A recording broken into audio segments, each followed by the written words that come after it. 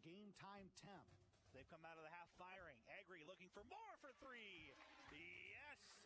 Emery Agri heating up with back-to-back trays. Here's Emma Duncan. Catch and shoot three. Splash down, Emma Duncan.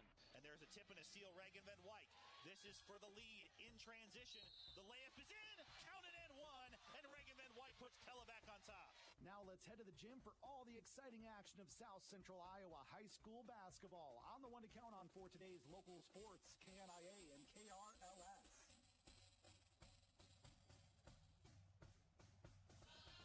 And a pleasant good evening from the Norwalk Physical Education and Competition Center. You're listening to high school basketball on KNIA, KRLS.com, KNIA 3. Mike Effner along with Steve Wormerskirken tonight. And we are set to go here pretty soon here with the girls game first. It is the Norwalk Warriors hosting the Grinnell Tigers. Girls game first, like I said, and it's a couple teams going in an opposite direction. Norwalk really needs a win tonight. They've lost a couple of tough ones here to start out the new year against very good competition. Couple of top three teams in Class 4A, number 2 Dallas Center Grimes, number 3 Ballard in the last 3 nights. And Grinnell, on the other hand, they've won 5 in a row. They started a little slow. They're up to 6-3 now, 3-1 in the Little Hawkeye Conference. They're ranked 13th in Class 3A. Norwalk 2-7 overall, 1-3 in the Little Hawkeye. But I think this could be a pretty competitive game. Yeah, I mean, size-wise, they match up perfectly as far as height goes, and I think they both want to do the same kind of thing. They want to push the ball. They want to penetrate and look to kick out for some threes. Grinnell presses a little bit more, but we'll talk about that here in a little bit. And we'll go ahead and get into our Greg Young Chevrolet radio keys to the game for tonight. First of all, for Norwalk, the team we cover, I think one of the top keys, and I talked to Coach Jill Martin about it just a little bit ago, is box out, because this Grinnell team shoots 33% is all from the field, but they have 127 offensive boards on the year. If you can kind of keep them to one and done, and then at the same time, rebound, they shoot a lot of threes, so rebound some of those long three-pointers, and you can get out in transition and go. Yeah, I think that's exactly right. Grinnell, they like to press. And so when I coached for the girls there was several quarters where they would miss a shot after shot after shot, and they wouldn't get a chance to get in their press, and they had a tough quarter. Once they make that first shot, they get into their press, they start to get rolling, and so a big key tonight is to keep them off the board so they don't get those easy buckets, rebound, because they're going to miss some shots tonight, Grinnell is, and so if they can just get those rebounds and then take care of the basketball once they do press, be patient. It's okay to get a 5-second count or a 10-second count. You don't want to give them the steal layup, right, the transition layup. So I'm going to be looking for that tonight from the Warriors. Another key for the Warriors tonight, just keep your heads up. They've played a really tough schedule so far this season. They have 7 losses. All 7 are to teams that are ranked or were ranked at the time or are ranked now. So they've been playing very tough teams, and they play another good one tonight. So keep your head up. This is going to make you better in the long run. Yeah, you look at some of the box scores, and it's, in most of those games they were in it early. They were competitive. And then it's hard, right? You get down 10, 12 points, and it's hard to kind of fight your way back when you don't score a lot of points. You don't have a presence inside, so it's not, you can't get any of those easy buckets. But they've been competitive early, so they're still working hard. They're still, giving forth great effort for the coaches, and that's a good sign. But, you come off a Christmas break, you're all rested, and then you play 3 games in 4 days. That's a little tough. Yeah, against DCG, Ballard, and Grinnell. So tough start, but I have not seen them ever really hang their heads yet. They're always playing hard. No, that's exactly right. And they're young, so they're still learning. They know they got a great future ahead of them, and they just got to keep being patient. And one more key for Norwalk tonight. I think just a strong start would be very key tonight. Gain some confidence early, come out hot in both halves, and then just play off your defense. They've played good defense all year long, and eventually the shots should fall. Yeah, Coach Edson, for Grinnell, he has a very similar defensive philosophies, kind of 10 toes in the paint, stop the penetration, good rim line, that kind of thing. But he also gives up typically, the kick-out shots. So you're right. So if they can get hot from the outside a little bit, they're going to penetrate and they're going to kick it. And, if some of the players that haven't maybe the highest percentage so far, if they can kind of tune that up there, get off to a good start, keep them out of their press, I think they'll be in good shape. Well, that's been our Greg Young Chevrolet radio keys to the game. Let Greg Young Chevrolet in Norwalk go the extra mile for you with award-winning customer service, thousands of vehicles to choose from, and always here community care. Greg Young Chevrolet in Norwalk. So we're getting closer and closer to tip-off time here. They're taking their final warm-ups now. Grinnell's coming to the bench about a minute and a half from the buzzer for the starting lineups. And we will, speaking of the starting lineups, we'll take a quick look at the lineups that we have. For Norwalk, there is a change tonight. There's one girl making her first start, but we'll look at those now. Number 10, Anna Larson, the junior, 5'4", averaging 5.3 points a game. And then number 11, Ava Carlson, a freshman, is going to make her first start tonight for Norwalk, 5'7". And then number 14, Avery Thomas, a sophomore, 5'8", averaging 5.9 points a game. And then number 20, Bailey Birmingham, also a sophomore, 5'8". She leads the team at 17.2 points and 6.1 rebounds a game. And then number 22, Braylon Clark, a sophomore, also 5'7", averages 7.8 a game. We've seen some good things out of her lately. Yeah, it should be exciting there for Ava Carlson, her first start here for the Warriors. So it'll be fun to see her out there. And we'll take a look at what we think is the lineups for Grinnell. Did not get these officialized before the game, but these are their top players according to the stats. So number 5, Kelsey Van Compernol, a senior, 5'4". She averages 8.4 points a game. And then number 23, Leah Harris, a senior, 5'5", averages 7.3 a night. Number 25, Caitlin Van Compernol, a senior, 5'4". So a couple of 5'4" seniors there. I'm guessing twin sisters. They are. I talked to them beforehand. I think Kelsey's the older one. So by a minute or two. 5 minutes, right? Exactly. Okay. She's averaging 5.8 a game, 3.1 rebounds, and 2.6 assists. And number 34, Bailey Strovers, a senior. This is where the height starts to come in, 5'10". She averages 10.3 points and 8.7 rebounds a game. And then number 42, Hayden Hull, a senior at 5'9". Their leading scorer at 13.9 points a game, 4.5 rebounds. There's your starters for Norwalk, or for, Grinnell. And we're going to take a break right now while they play the national anthem. We'll be back for more basketball on KNIA-KRLS.com.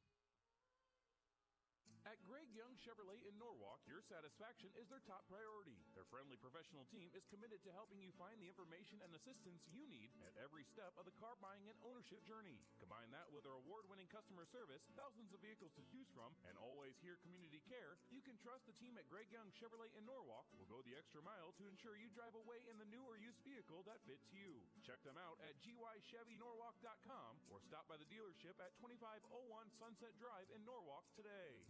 Bellflower Florist and Gifts in Norwalk is your neighborhood floral and gift shop that offers exceptional quality, service, and design for all your floral needs. Conveniently located at 2251 Sunset Drive, Suite C in Norwalk, and open Monday through Friday, 8 a.m. to 5:30 p.m. and 8 a.m. to noon on Saturdays. They are proud to serve Norwalk, Indianola, Carlisle, the surrounding communities, and Des Moines metro area. Bellflower Florist and Gifts is your family-owned full-service flower and gift shop for all locations. From floral arrangements to gifts for everyone, they have you covered at Bellflower Florist and Gifts in Norwalk. At Holland Farm Senior Living in Norwalk, their goal is for every resident to make Holland Farms their home for years to come by offering services in 3 distinct residential options: carefree living, assisted living, and memory care. Holland Farms can gladly serve the needs of all who reside in their community. Holland Farm Senior Living opened its doors in May of 2021 and is conveniently located at 2800 Sunset Drive, right next to Elizabeth Holland Park. If you are interested in learning more about Norwalk's newest senior living community and would like to schedule a tour, simply visit hollandfarmsliving.com. Find out what your school's coach thinks of this week's high school sports action during the Hy-Vee Radio Coaches Corner. Every Saturday morning starting at 9, hear from our local football, volleyball, and cross-country coaches on how their team did and what they have coming up. We'll take a look around the world of Indianola, Knoxville, Norwalk, Pleasantville, and Melcher Dallas sports each Saturday at 9 a.m. during the Hy-Vee Radio Coaches Corner on the one to count on for today's local sports coverage, KNIA, Knoxville, Indianola. Know what decisions are being made at local school board sessions, Board of Supervisors meetings, and City Council meetings by listening to KNIA News. Our award-winning news staff will bring you information from your elected officials and decision makers, as well as heartfelt feature stories, weather coverage, and more. If you miss it on air, find it all on KNIA-KRLS.com. The one to count on for today's local news is KNIA, Knoxville, Indianola. The Stay in the know with everything going on throughout Indianola and Warren County with Let's Talk Indianola. You can hear in-depth discussions with lawmakers, city officials, and leaders of our community during all 3 KNIA hour-long news magazines. You can also find Let's Talk Indianola 24 hours a day on KNIAKRLS.com and download them on Apple Podcasts and Google Play. The one to count on for today's news and local information is KNIA Knoxville, Indianola. Going for a walk out by the lake, a hike at Elk Rock, or a bike ride on the Somerset Trail and want to hear local information and stories? Check out the KNIA podcasts. All of our Let's Talk and in-depth programs are available as podcasts for your convenience. Check out interviews you may have missed with our archived programs saved as podcasts at KNIAKRLS.com and use the drop-down menu on the homepage to subscribe to never miss an episode. At Greg Young Chevrolet in Norwalk, your satisfaction is their top priority. Their friendly professional team is committed to helping you find the information and assistance you need at every step of the car buying and ownership journey. Combine that with their award-winning customer service, thousands of vehicles to choose from, and always here community care, you can trust the team at Greg Young Chevrolet in Norwalk will go the extra mile to ensure you drive away in the new or used vehicle that fits you. Check them out at gychevynorwalk.com or stop by the dealership at 2501 Sunset Drive in Norwalk today. At Harvey's Automotive and Machine in Norwalk, your CarQuest Auto Parts team members are here to ensure you get the right parts the first time. Their stores offer a variety of free services and convenient hours to help make your life easier and your driving experience as smooth as possible. At Harvey's Automotive, customer service is driven by independent owners who are passionate about delivering excellence in everything they do. Harvey's Automotive is also a proud supporter of Norwalk High School Athletics, and they would like to wish all the Warrior teams good luck. And we are back at Norwalk PE and Competition Center. Mike Effner along with Steve Wormer-Skirkin, our first broadcast together. Looking forward to it, Steve. Yeah, it's my third one, and this is my third play-by-play. So getting used to you here tonight. I'm looking forward to working with you. Now, I know you worked with Andrew Swadner for the Indianola game. Which other game did you have? Pella Christian, was it? Pella Christian, yes. Now, Tyler Crabb, I believe. Yes. So your third play-by-play guy now in 3 broadcasts, but hopefully we'll have a lot more here to come the rest of the year. And they've introduced the starting lineups, and we're getting ready to go. Ready for tip-off. Here we go. I'm sure the freshman Ava Carlson's got a few extra nerves down there tonight getting her first start. Yeah, I coached the 8th grade team, and so I had her on the team last year, and she just did a terrific job, works hard. What you're going to see from her is she's going to battle for those boards like we talked about. She's going to really block out. She's got some decent post moves. We worked on that last year a little bit and kind of posting up like a la Kelsey Cermak back in the day, and I kind of taught her some post moves there, so we'll see what she can do in the post there, give them a little post presence. And, of course, Bailey Birmingham, she kind of makes Norwalk tick. Dallas Center Grimes the other night took her away a little bit, double-teamed her a lot, and at that point, Braylon Clark took over at times, got to the free throw line 14 times. That was good to see her pick up the slack. And Grinnell wins the tip here as we're underway. And right off the bat, Birmingham goes for the steal and runs over a player, I think it was Kelsey Von Compernol, knocks her to the ground. So Birmingham picks up an early foul. Pretty good collision there. Yeah, what happened, there's Birmingham off the tip. She went for the tip ball and she missed it. So she was sprinting back to go find her girl.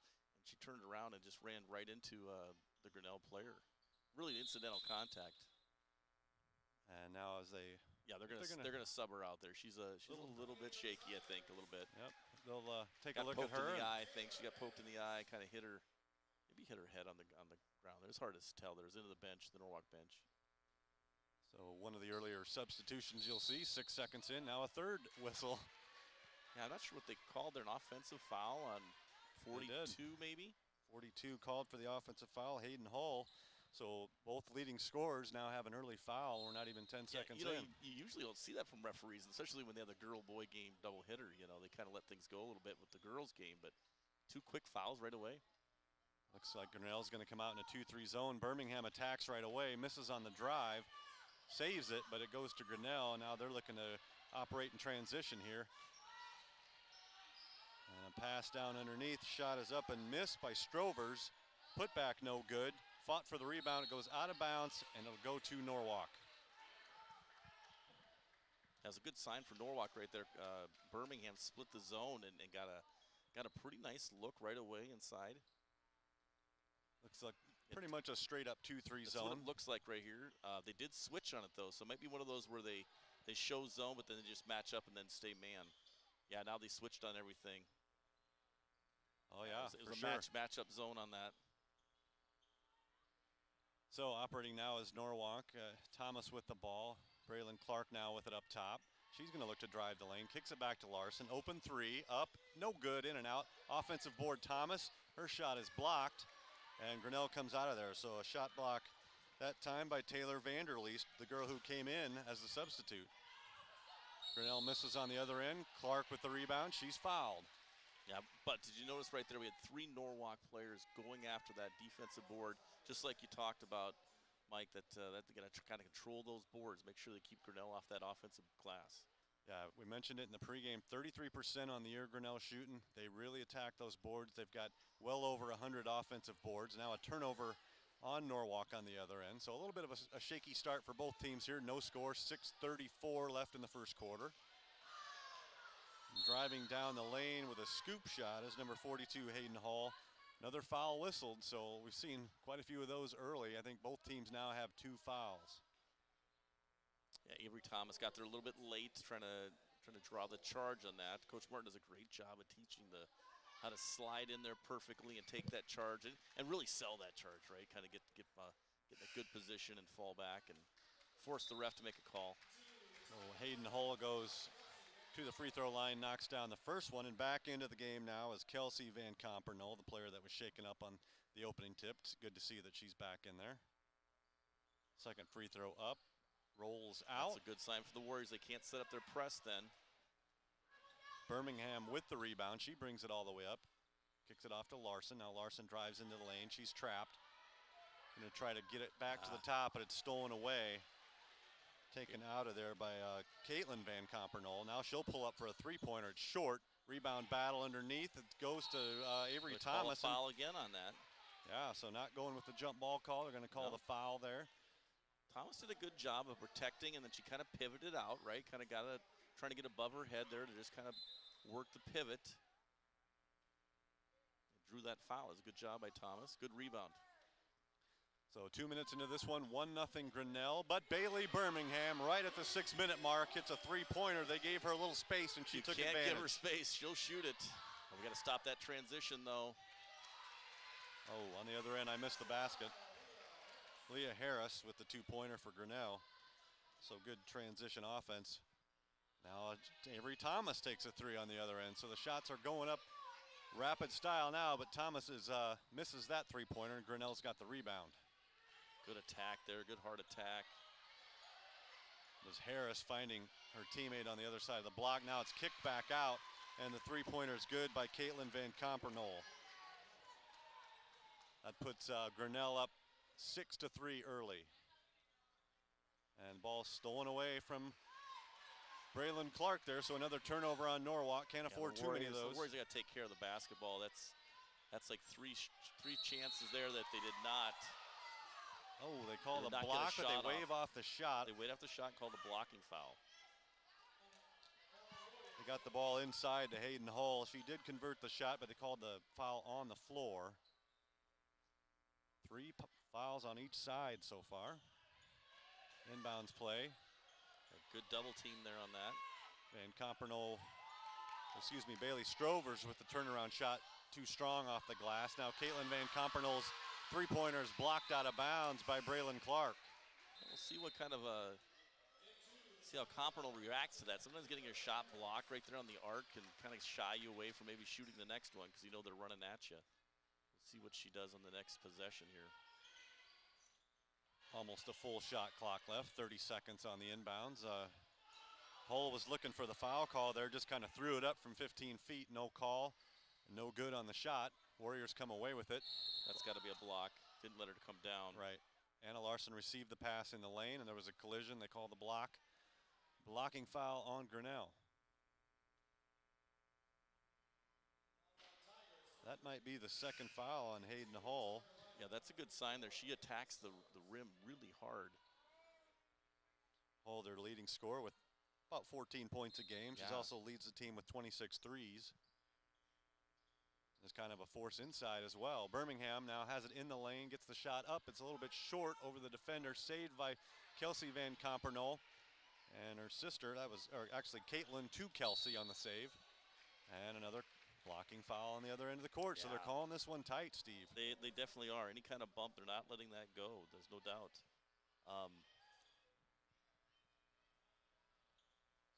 Harris with another strong attack to the rim. She gets it, and she's really not looking to. She's really not looking to shoot the three there. She's just shot faking Harris and just attacking it right away.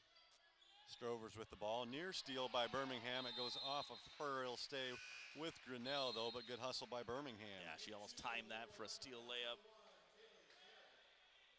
And as you mentioned, Harris, unselfish. She leads the team with 3.4 assists per game. Yeah, they're all very similar players. They all attack and look to kick and set each other up. That time Harris was looking to score, but had the ball knocked away. She's driving into the paint now on Larson. Hard attack. Yeah, they get the blocking foul on Anna Larson. So foul trouble could become an issue before this one is over. They might have to go deeper into the bench. Some of the girls there on the bench, they better get themselves ready. When I was the assistant coach, when I would see early fouls like this, I would walk down the bench a little bit and be like, you know what, get yourself mentally ready because you could be coming in here in this first half.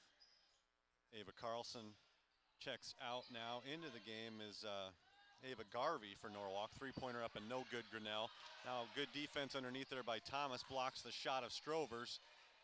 Grinnell comes up with it, though. Now three-pointer from the left wing is no good. Rebound, Garvey. So Norwalk dodges a couple bullets there. Well, they got a transition going here. Birmingham finds her teammate. Down court, fast break. Nice Kaylee Carey, the senior. Coming off the bench. She started a few games, right? She's coming off the bench. That's a good sign for them. Get a little bench production. Nice assist by Birmingham from midcourt, finding the Carey streaking down the left side. Yeah, now we got a travel on Strovers. Strovers looking to drive that baseline and couldn't control the steps before she started the dribble. 6-5, Grinnell over Norwalk. 3:28 left in the first quarter. 11 points on the board, 9 fouls so far. This is exactly the kind of game the Warriors want right here, where it's just kind of up and down, kind of scrappy. Birmingham finds her teammate once again. That's Carlson this time Ellie. Inside. That was Carlson. I thought she had checked out, but now she's got a layup. Ava Carlson on the board. She really moved well without the basketball there. Gave Birmingham somebody to pass it to. Driving down the lane now and missing the shot for Grinnell is number 10, Taylor Vanderleest, but she puts her own miss back in, and it's a three-point game once again. Or no, it's 8-7 Grinnell.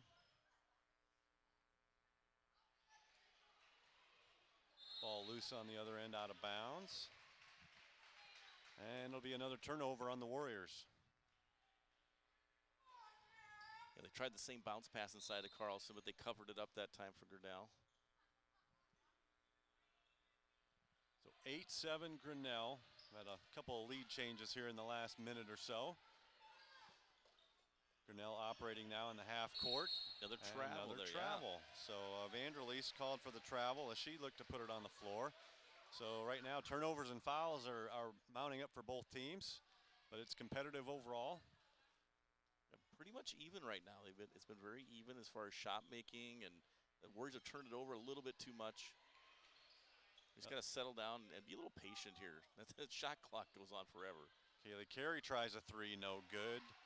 And rebound on the weak side there for Strovers. Here comes Grinnell. Another aggressive drive into the lane. A runner no good off the backboard for Olivia Renzi.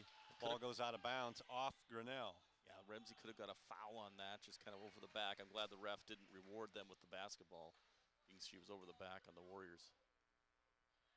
We'll see if the officiating changes as we go on, if they're going to call it this close the whole way, if they'll start letting them play. Birmingham top of the key, just a little bit long. Rebound Grinnell. Yeah, Carlson gives you a little more athleticism. Look how she's battling that girl all the way down the floor there. She's able to run with her. There goes Miller, finds her teammate in the lane. Good job of distributing there by Leah Harris, not Miller. And going to the foul line now will be Strovers, Bailey Strovers. Yeah, with with Harris close to 5 assists a game, the worries of just they've got to not buy into that attack by her because she's really just looking to set up the other players. So they just got to stay with it and just kind of take her one-on-one, don't get any help, and look to take away that extra pass that she tries to make. Strover's first shot was short, so it remains 8-7 Grinnell. The Tigers are 1 for 3 at the line so far. Second one no good, 1 for 4. Rebound run down by Carlson in the corner. There we got another transition. They tried to get that double team on that. Now it's open up for the Warriors. Birmingham tried to hit Kaylee Carey. She was open on the left wing, a little behind her. It goes off her hand and out of bounds. Yeah, she's still got to be ready for that. You know, she knows the pass is probably coming. And Jill Martin's going to get a timeout here. Maybe a little rest timeout, although everybody seems to be gassed. Yeah, they've been substituting in and out quite a bit. It's been an up and down, fast-paced game. A lot of stoppages for the fouls and whatnot, but again, both teams working hard out there. Yeah, and that's what I mean, it's fun to see that, right? First home game after Christmas. Second home game after Christmas. Yeah, first home. Second home game after Christmas. Friday night game, right? More people attend on those Friday night games, and so it's giving the fans a little show here tonight.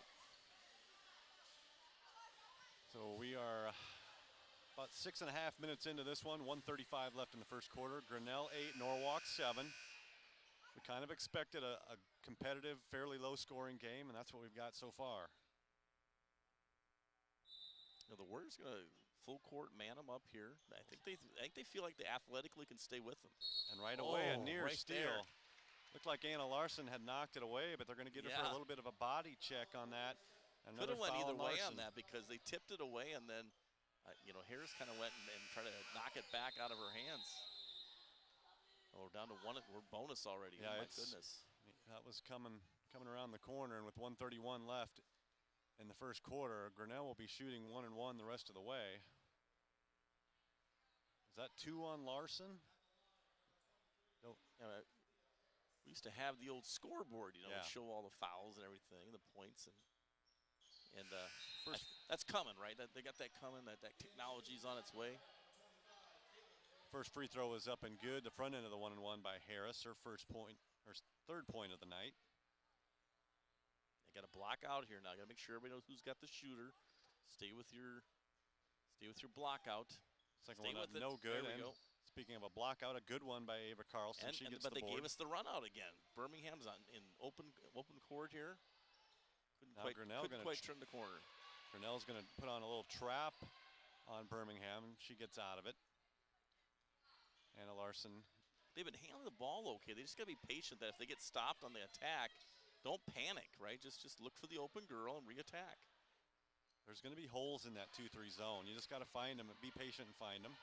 Because they match up out of it, and then they switch on it. So Birmingham, long three. I think that Harris might have got a piece of it. Player down in the lane. Yeah, Carlson tried to go up there for the rebound. The girl undercut her. I thought maybe they might call a foul on that, but. And they're going to be trying to sub in another player here at the next timeout. Looks like Ellie Dooland will check in for Norwalk. Now she sits back down on the bench. Driving all the way through the lane is Leah Harris. Her layup is good. Harris now has 5 points. Now they finally put their press on. A little 2-2-1.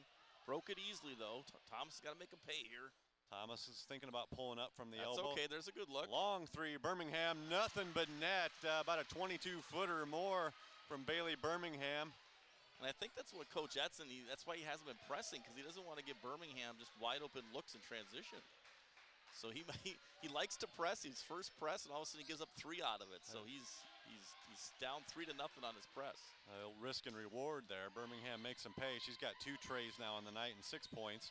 Now on the other end, Grinnell trying to answer, nearly does. Vanderleest in and out, but Grinnell does get the board, and a running shot at the horn, no good. Good job by Birmingham making her dribble that. Good quarter by the Warriors. Yeah, after one quarter, it's been competitive all the way. Norwalk had a brief lead, but after one, they trail Grinnell 11-10. You're listening to high school basketball on KNIAKRLS.com, and we'll be back after this. Remax Precision of Norwalk is ready to help lead the search for your next home. Remax Precision is a premier upscale real estate firm specializing in new construction, residential, and commercial real estate in central Iowa. Their mission is to provide a better type of service for both the realtor and clientele through the use of technology, agent experience, and exceptional market knowledge. Contact Remax Precision today at 515-201-4203. Remax Precision of Norwalk is also a proud supporter of Norwalk High School athletics, and they want to wish the Warriors student-athletes and teams an outstanding school year. Unity Point Clinic Norwalk provides family medicine for people of all ages in Norwalk and the surrounding area. Conveniently located at 801 Colonial Circle and open Monday through Thursday 7:30 to 5:30 and Fridays 7:30 to 5, Unity Point Clinic Norwalk can provide a variety of services for your physical, emotional, and mental health needs, such as routine checkups, immunizations, annual physical exams, and other preventative care. When it comes to your health, trust the professionals at Unity Point Clinic in Norwalk. Back in Norwalk, one quarter in the books. Grinnell leads Norwalk 11-10 in the girls' game. We'll check some other scores around the area. First quarter scores, PCM 17, South Hamilton 15, DCG up 12-4 on Indianola, Pella over Pella Christian 13-8, Knoxville leads Albia 8-4, and now at halftime, PCM up on South Hamilton 33, PCM 29. Norwalk down to they get a shot up there, Steve? Couple inside shots there by Carlson inside, but she's only like 5'6", so she's got to battle the 5'10" player for Grinnell. Oh, collision there, no call as Birmingham hits the deck. Three-pointer missed. Now they do get a foul on the rebound. They're going to go the other way, yeah. This one will go on Grinnell and possibly number 42, Hull. You know, we talked about those offensive boards and by the reaction from the girl players for Grinnell. They can't believe that some of these calls are being made, but they are fouls, but they just don't usually call them in the girls' games. They just kind of let stuff go a little bit. So they've had to, going to have to adjust here a little bit. They're going to run into some serious foul trouble. Grinnell back in their zone, full court press. Braylon Clark beats it. Birmingham now with it. They'll keep an eye on her, but they give her a little space, and she knocks down another three. Coach Jetson's going crazy. He's like, you got to guard her out there. So Bailey Birmingham feeling it early. She's knocked down three of them. Oh, there's a steal potential. Oh. 3 out of 4 threes for Bailey so far. 9 points leads the way, and Norwalk's on top, 13-11. Great start there for the start of the second quarter for the Warriors, and get a stop here and then another make, get up a couple possessions. They haven't been in that position for a while. Oh, off of her head. Yeah, Braylon Clark gets a hand on it. It goes off of the Grinnell player and out of bounds, off Caitlin Van Compernol. So turnover Grinnell. But good pressure by the Warriors to really, make that pass difficult. Ooh. Now a turnover on the other end. A careless pass there got away. It just got to take care of the basketball. If I don't know, we're up to what, 7 turnovers? If those 7 turnovers, if you only have 3 or 4 of those only, and you get 4 extra possessions, they could be up 5, 6, 7 points. Yeah, especially the way offensively they've been doing well. They've had good looks. They just have got to take care of the basketball and be patient. So we're about a minute and a half into the second quarter. 13-11, Norwalk leads the Grinnell girls. Grinnell with the ball right now. Harris has it. She's going to drive into the lane. Look, nope, can't find an open teammate. Kicks it back out, and they'll reset 10 on the shot clock. Oh, good job by Carlson. Good defense right there. Another shuffling of the feet, this time by Harris in the corner. Put it on the floor. Traveled first. Turnover, Grinnell. Mike, we've seen this all year from the girls. Their defense is good enough. They just have got to score some points, get that lead, and then things become easier for you. So let's see what can happen here for the Warriors, see if they can get up a couple possessions. Larson breaks the pressure. Now finds Braylon Clark for a 3. Good. That looked good all the way, but no good. Offensive rebound, Thomas kicks it back to Birmingham. Heat check might be coming here. Step back 3 on the way. Oh, I thought it was good. From our angle, it looked really good, just a little long. Just a little long rebound. Got a match up here now. Harris in the open court. That's not good for the Warriors. Oh, Harris shows the quickness there, puts it on the floor, and finishes nicely with the left hand. You've got to deny her the ball when it gets to half court. Got to deny her the ball. Now be patient here. Come on, Warriors. Clark trapped at midcourt, does a good job of getting it across the timeline. I'm not even sure they were, because of the shot clock, they weren't really, keeping track of it really as far as Larson's pass intended for Carlson got knocked away, and they say it goes off on Norwalk. Yeah, I think it went off of Carlson's arm there. She tried to catch that bounce pass. It was just a little too much spin on it.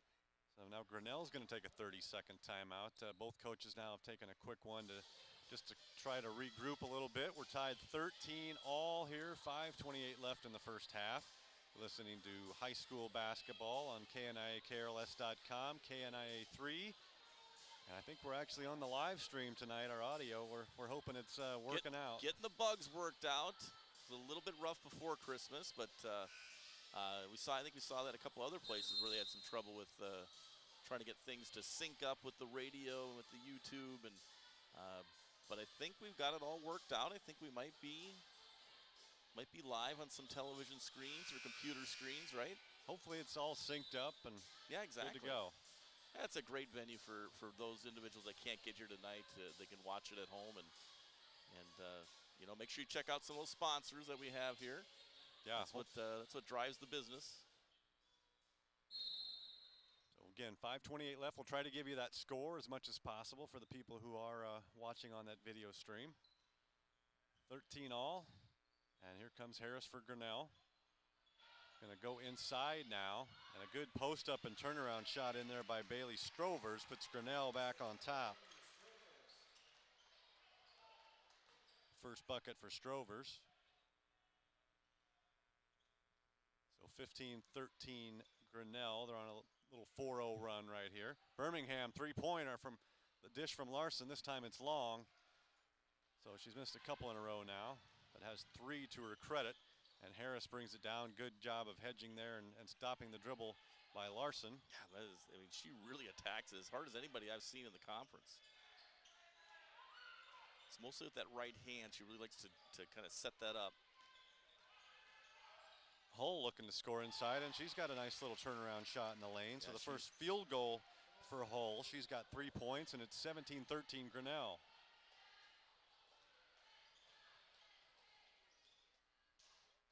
And stolen away there. Larson a little careless with it, but now she's got it back. Thomas for 3. Wide open shot, no good. Harris battles for the board. Now it looks like a jump ball underneath. Strovers and Carlson tie up. And it'll stay. No, it'll actually go to Grinnell. Go to Grinnell, yeah. The senior versus the freshman, Carlson there. And the seniors got a little more weight room work there, right? A little stronger. Kind of threw her around there a little bit, but Carlson, she'll get stronger, and she'll be able to battle her back here in a couple of years. She'll be able to play hard in that post. A couple of these Grinnell girls, they're strong kids. You can tell, and they're one of them right there driving all the way in. Harris can't quite get the roll. She's been more aggressive now lately. Strovers with the ball. She falls down in the lane, and Norwalk comes away with it. We got a transition. Braylon Clark, she's fouled on her way to the hoop, fouled by number 44, Olivia Renzi. Not going to count that, though, I think, Mike. No, that's not quite the NBA continuation yet. But well, come on now. We got to be consistent, right? It's got to be. They're going to count that in the NBA. They should count that here. We would have taken it. Continuation. 6th foul, so 1 away from the bonus. Now on the inbounds pass, it's stolen away by Taylor Vanderleest for Grinnell. Now they're looking to attack quickly. Strovers takes it right at Birmingham. That's a charge. That's a charge all the way. Birmingham was set and positioned. She takes the charge. Foul on Strovers, and that is number 7, but it's player control, so they won't shoot free throws just yet. Yeah, well, because of that, that's Mike, it's a good observation with 7 fouls now. As a coach, this is where you want to tell your players, hey, let's get a little clear out. Maybe we can get a bump foul, try to get some easy points at the free throw line, get to the bonus. So we're past the midway point of the second quarter. Birmingham, nice looking left-handed drive, no good. Carlson in there working hard. She decides to kick it out for a three-pointer. There we go. And there it is. The senior Kaylee Carey knocks down the 3, pulls Norwalk within 1.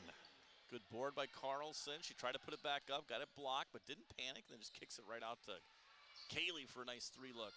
Harris distributing to her teammate, but an air ball in the corner there by Caitlin Van Compernol. Grinnell comes away with the rebound, now loses it, and it'll go to Norwalk. That was a big bucket by Kaylee Carey. She's had a couple tonight. Good sign for the Warriors. If she can make a bucket every quarter, right, that would be terrific for Norwalk.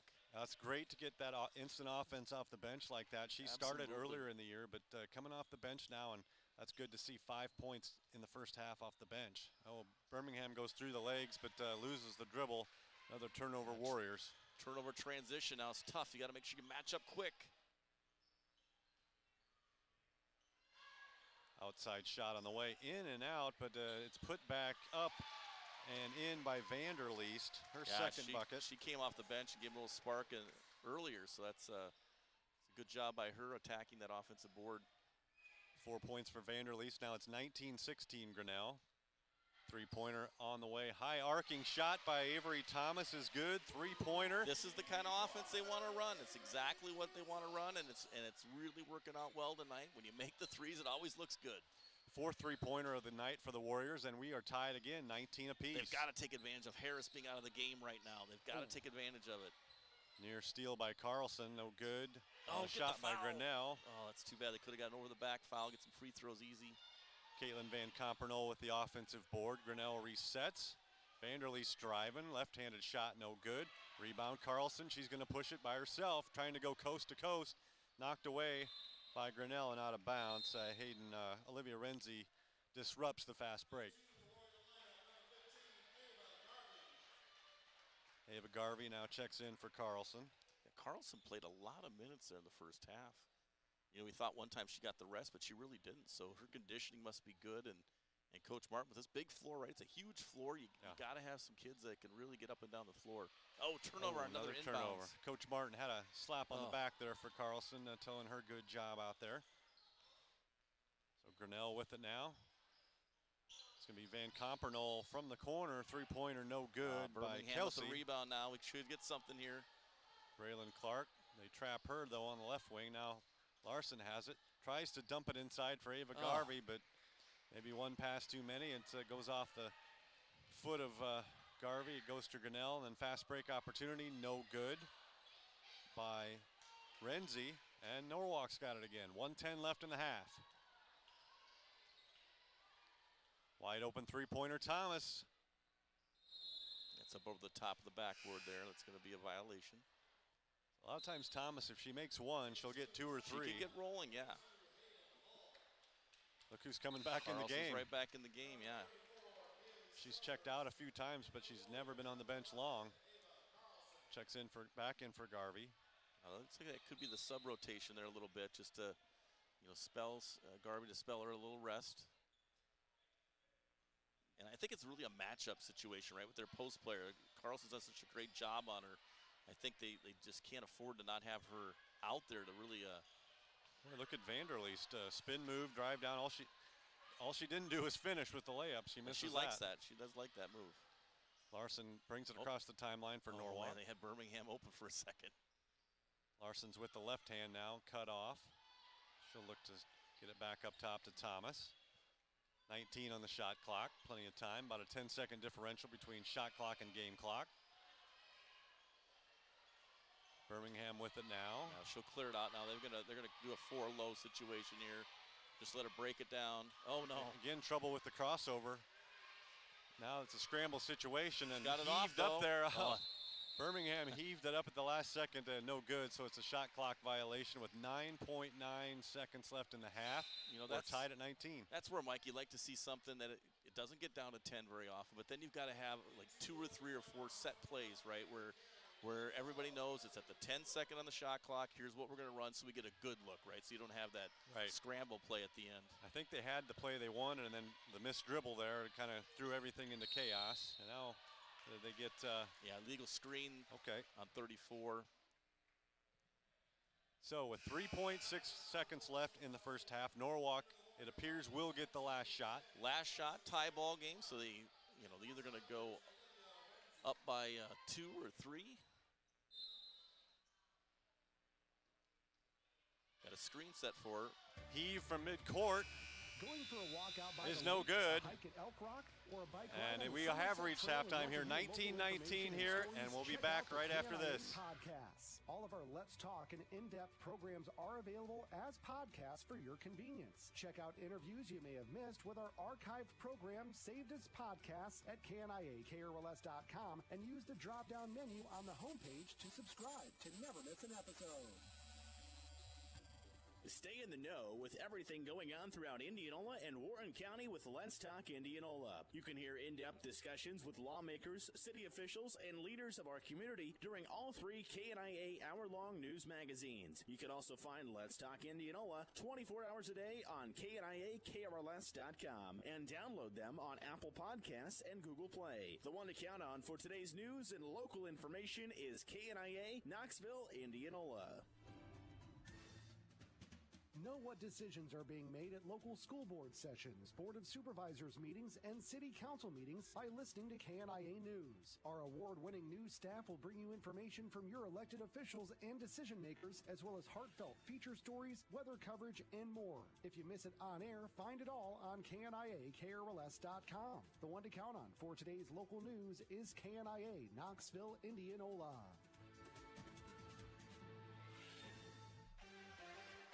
Find out what your school's coach thinks of this week's high school sports action during the Hy-Vee Radio Coaches Corner. Every Saturday morning starting at 9, hear from our local football, volleyball, and cross-country coaches on how their team did and what they have coming up. We'll take a look around the world of Indianola, Knoxville, Norwalk, Pleasantville, and Melcher Dallas sports each Saturday at 9 a.m. during the Hy-Vee Radio Coaches Corner on the one to count on for today's local sports coverage, KNIA, Knoxville, Indianola.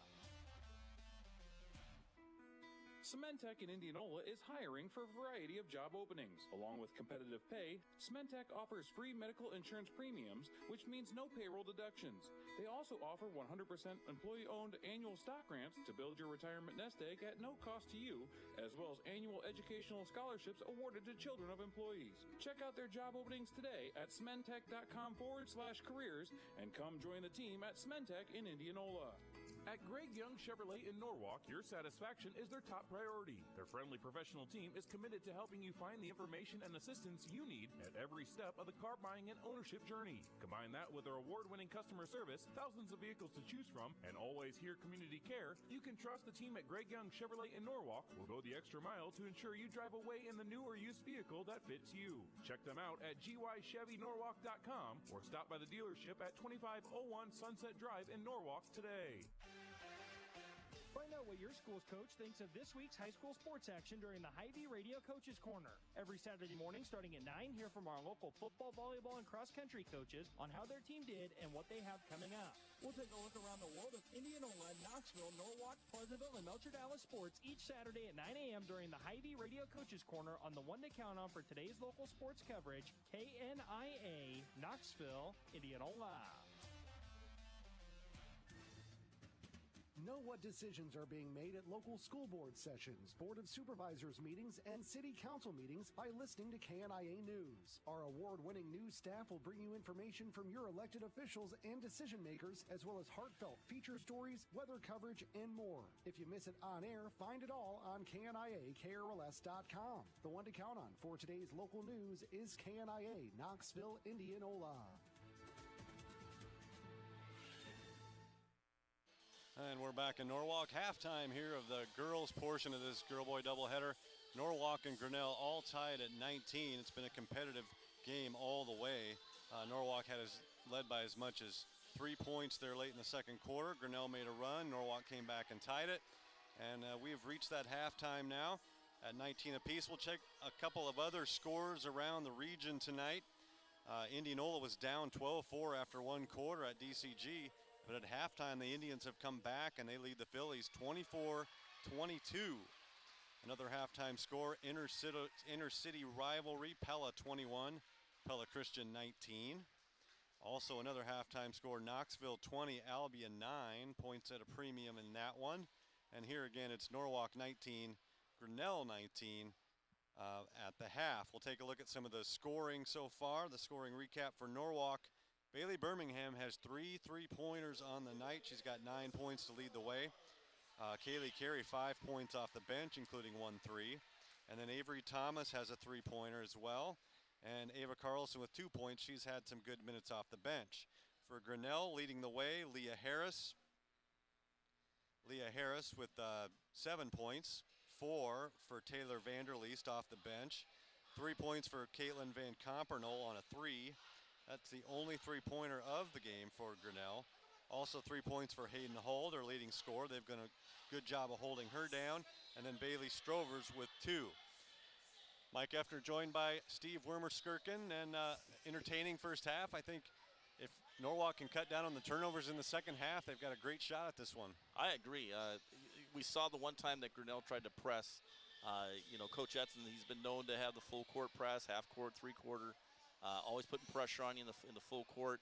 And he does it one time, and all of a sudden Birmingham gets a 3. I mean, and I know he didn't like that. I know what that was like. You know what? I can't give that up. And Norwalk looked very comfortable the couple times they pressed. That's a great sign. So if it's going to be just a half-court transition type game, it just comes down to who doesn't make as many mistakes. We saw Grinnell struggle from the outside. That's been the case all year long for them. They're even shooting a little lower percentage, Mike, right, than normally their average. Right. So they might pick that up a little bit, statistical-wise, in the second half. But the Warriors have just got to keep to their game plan. I think they got some great matchups going on with the post with Carlson taking on their post player. And so they just got to take care of the basketball and just understand that it's okay if a couple times the shot clock goes down. So what, right? You don't need to hurry up and try to penetrate and make a miracle pass, right? Make the safe pass. Make the sure pass. And you talk about the rebounding. Grinnell entered the game with 127 offensive boards, and they're getting their share of them, but they're not really converting off very many of them. When they do get it, Norwalk's done a good job of continuing to play defense, not giving up the easy buckets off the putbacks. And sometimes they're playing 30 to 40 seconds of strong defense. And we should again mention Ava Carlson, the freshman's come in there tonight and done a good job. She's got a couple points, but she's been in there actively on the boards. If you looked at their team and look at with Carlson in there, she's just really done a great job in terms of post defense. Grinnell has 19 points. They average around about 26, 27, 28 points a half. So they're about 9 below that. And I think that's really all Carlson, right? The Warriors have kind of given up 29 points a half, and now they only have 19 against a team that normally would score 29. So I think a lot of that's Carlson and just her making it more difficult for things inside for the other team. And so, halftime can be good and bad, right? So the Warriors are kind of in the game. They've played well. If they can make some adjustments to turn the tide a little bit, or will Grinnell make those adjustments? So those first 4 minutes, I always say the second half, that's really sometimes where the game's decided. Yeah, I think they're going to have to do a little bit better job of stopping the dribble penetration of Grinnell. They've several players on the team that really can take it to the hole effectively. They just haven't been finishing. They can do a little bit better job of stopping that penetration before it gets going and then keeping them out of the lane a little bit there. I'm sure that was talked about at halftime. And then probably on the offensive end, just take care of the ball. Yeah, I think Anna Larson had the job on Harris, right? And she's the one that's really been attacking and giving us trouble. She's the leading scorer, and she's got, I think, at least 3 assists also. Anna's just got to really buckle down and forget about the offense in some ways, right? And just when the shot goes up, where's Harris? Where's Harris? Where's Harris? Right. Don't give them any kind of transition off with her. And we've even seen some of the forwards like Vanderleest and Strovers take it hard to the hole off the dribble. So. And we'll see if that leads to Grinnell trying to set up some drive it in, kick out for threes, and if they continue to be cool from the outside and Norwalk can rebound, things could go pretty well. The Warriors had a couple little wrinkles that they put in, at Christmas time. Now when you're in the third quarter when they don't really have a halftime to adjust, this is where you want to kind of see if you can't put in a couple quick hitters, right? Where you come out, boom. You get a little misdirection, maybe a backdoor, maybe a flex, across the lane there where you get an easy bucket underneath. Because they're really pressuring out. It's kind of set up for some backdoors, and maybe some flex cuts, some flare screens, that kind of thing. So if they can get an easy bucket right away to start here, get the lead, and then play with that lead. Yeah, as you mentioned, the first 3 or 4 minutes of that half is big because if you can make a little run, the half's already a quarter over, and you can play with that lead a little bit. So neither team's really gotten much of a lead so far. I think the biggest advantage was maybe 3 points on either side. Yeah, and I wonder, I wonder how much Coach Edson remember the foul trouble early on. It kind of got him out of his rotation, right? He had to go to the bench and play some different combinations that I don't think he normally plays. And that can be a factor, right? Different girls are getting different shots. So here he's got his, everybody's got their full team out there right now. So these first 3 minutes, here we go. And we'll see if foul trouble is a factor as well. Both teams were in the bonus there in the first half. So a lot to watch for in this second half. Norwalk's going to get the basketball first. There's a little clear out for Birmingham on the baseline. She's trapped over there now in the corner, but a foul called. So do they get Hull there? I believe so, 42. Not sure if she's up to 3 fouls yet, but wish they'd announce those. I'll talk to Mr. Clay there. He's the play-by-play, does a great job for the Warriors. And say, you know what, maybe a little, when it gets up to 3 and 4 and 5 fouls, give us a little more knowledge on that. That'd be helpful. Right.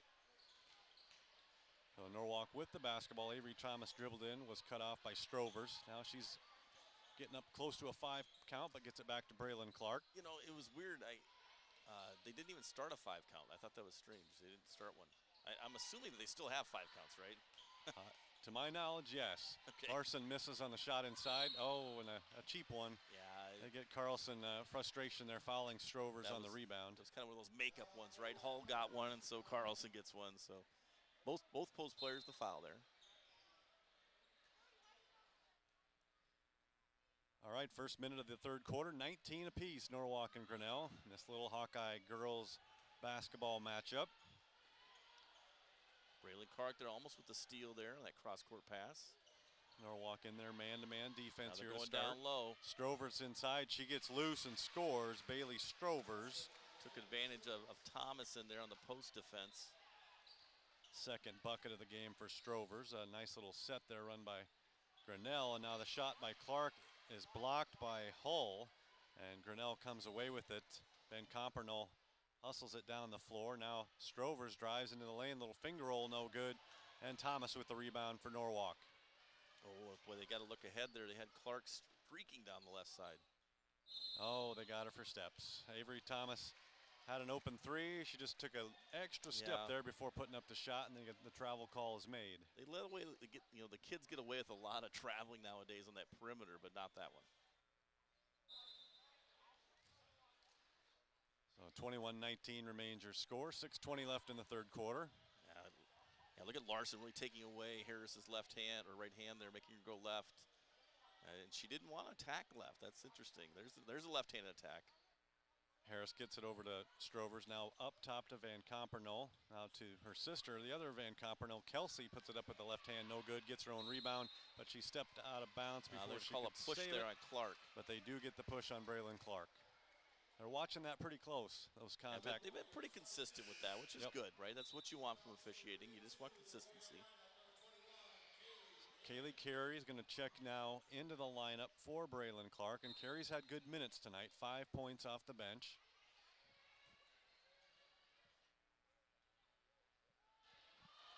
Hull's going to kick it over into the corner, and they called it again. Van Compernol, Kelsey Van Compernol was setting her feet for a three-pointer, and they call her for steps, so turnover on Grinnell. Yeah, that's that where the player catches it, and then they hop after they catch that, and I'm glad to see him call that because that is a travel. Yeah, it does not always get called. Ava Carlson in the paint, kicks it out to Carey. Good attack by Carey. Carlson on the kick. Carey's got to be ready for that 3, though. Larson with it now at the elbow. Finds Thomas in the corner. Near dribble, but they There's a call that. Look. There she is. Larson, corner, Carey, yeah. three-pointer is good, and they've got a foul on the floor. We might be getting another, this might be a 5-point play. 5-point possession possibly. They count the 3. They called a foul inside on the rebound battle. I believe we're going to get the ball. Haven't seen this in a long time. Still don't know the call here. Yep. I think Carlson was going hard for that offensive board, and she's been battling Hull there the whole time. Oh, they left her open again. Oh. That could have been a 6-point possession for Kaylee Carey. It still could be because the Norwalk has the offensive board. Good offensive board there. Grinnell's a little out of sorts here. We'll keep this in mind for play of the game later if they would happen to score again on this possession. Already got the Certainly 3. A big moment right here. Norwalk's got their 1-point lead now. 12 on the shot clock. Birmingham was trapped. Gets it off to Larson. They got to be patient here now. Larson Tries to dump it down inside to Carlson. Maybe would have been better served with just a pull-up 8-footer there. So another a turnover on Norwalk here. They lead 22-21 over Grinnell. We're under 5 minutes left in the third quarter. Harris, good pass, but it was tipped away by Avery Thomas there, so she forces the turnover. Good hands by Thomas and alertness there to look like they had a pass going to Strovers for a layup. Yeah, Anna Larson taking away the right hand, and there's Harris again, not shooting it going left. She was trying to assist it, and she had a bad assist inside. Little tip away by Thomas, though, off the knee. Larson again drives into the paint, now kicks it out to Carey. She'll try the baseline. Cross-court pass is tipped out of bounds by Harris. It'll stay with Norwalk. 19 on the shot clock. And that's a good play. The Warriors work on that where they attack baseline and make a little one-handed swing pass over to the corner, but Grinnell covered that up. I mean, they're not going to leave Birmingham open. That's the thing. So Carey going to inbound right back to her. Oh, man, she's open there. They're really letting her alone. Carey dribbles it off her foot, gets it back. Larson trying to look Keep inside setting up for Carey Carlson. because she's got the shot if she wants it. Now Carey forces one up there off the dribble. Good, but Larson good with the rebound. Larson. Now an 18-footer is an air ball short. Another one by Carlson. Carlson, another offensive board. Now we've got a shot clock violation. They just ran out of time there. You can't falter for that. That's hard to know. It's, we first year with the shot clock. Yeah. You're kind of excited to get that offensive board and not thinking that the shot clock hasn't reset. Too many shots that didn't draw iron eventually led to the shot clock violation, so it goes back to Grinnell. But those are okay. Oh, no, left. Good drive, good attack. Caitlin Van Compernoll, a little drive into the lane, puts it up with the left hand. She's got two, and Grinnell is back in the lead, 23-22. Get the feeling this one could come down to the last few possessions the way it's been going. Yeah, the Warriors haven't had a good look for a long time here, though. This is a little concerning. They can't turn the corner. Got it for travel again. Good defense on the ball. Strovers guarding Avery Thomas was getting close to maybe a 5 call on the ball, but they call it travel instead. Goes back to Grinnell. Got a feeling Jill Martin might be getting close to calling another TO here just to kind of regroup. Yeah, I mean, Birmingham, didn't touch it there on that last series. Now Harris has it poked away by Larson, but she's able to get Larson's really getting in her head right now. It's been tough on Harris. Oh, and a missed little shot in there by Van Compernoll. Oh, that's a cheap foul for 2 on that. Yeah, Vanderleest got the rebound, was fouled on the putback attempt. It's kind of an ugly possession for Grinnell, but they're going to end up with free throws. Vanderleest has 4 points on the night, a couple of buckets. Yeah, and Grinnell's not the best, free throw shooting team. Around in the 50%. Makes that first one, though. Was that the reverse jinx there? Exactly. Said they're not a good, and then she knocks it down. It was the first free throw of the night. It's 50%, right? So it's 1 out of 2. Missed the next one here, maybe. Well, she puts it in. And we're going to not say that anymore.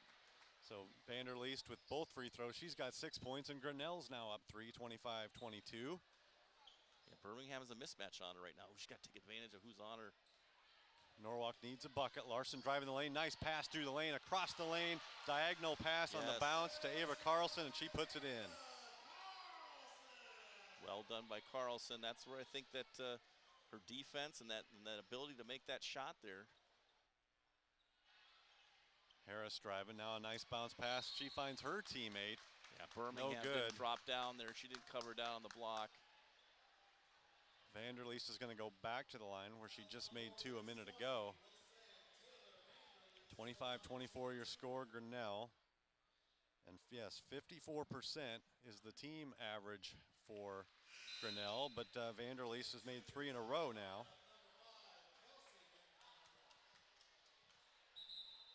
Ava Garvey going to check back into the game for Norwalk. Carlson will get a little break.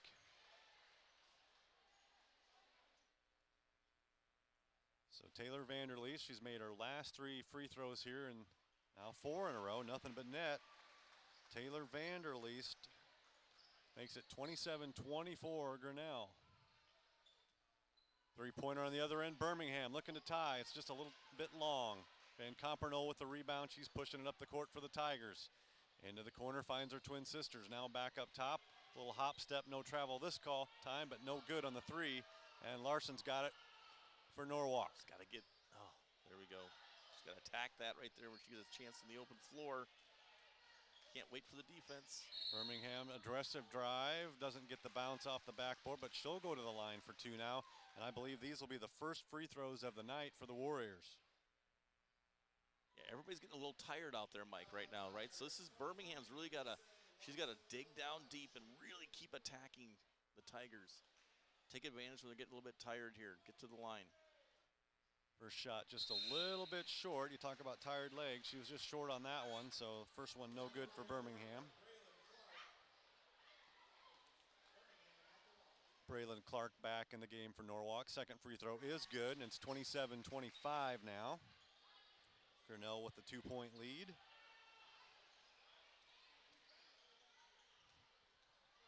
Kelsey Van Compernel kicks it out, three-pointer. Renzi on the way, in and out and back in.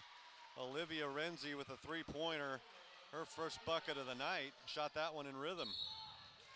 Good transition there for the Warriors. They got it out of the rim, out of the basket right away after that make, and got it down the floor. Cross-court pass to Clark. She took it hard to the hole. She knew she was going to go up against a taller girl, but she didn't back down. So Braylon Clark, I believe, scoreless on the night. That's unusual. She is usually involved in that scoring column. First free throw on the way, looks good, and rolls around and drops. Yeah, very comfortable right there, yeah. Grinnell was up 5. I believe that was the biggest lead for either team on the night. Now it's 30-26. 2 minutes and 2 seconds left in the third. That one rims out. Garvey nearly gets the board, but Grinnell comes out of there with it, and Harris brings it across the timeline. Near steal out there by Clark. Vanderleest again, this time no foul called, and Garvey's got the rebound for the Warriors. Here they come, looking to cut into this 4-point deficit. Birmingham just got to go. She's got to go get the handoff here. She can't sit there and wait for it to come to her. Clark's starting to get more aggressive. She kicks it back out.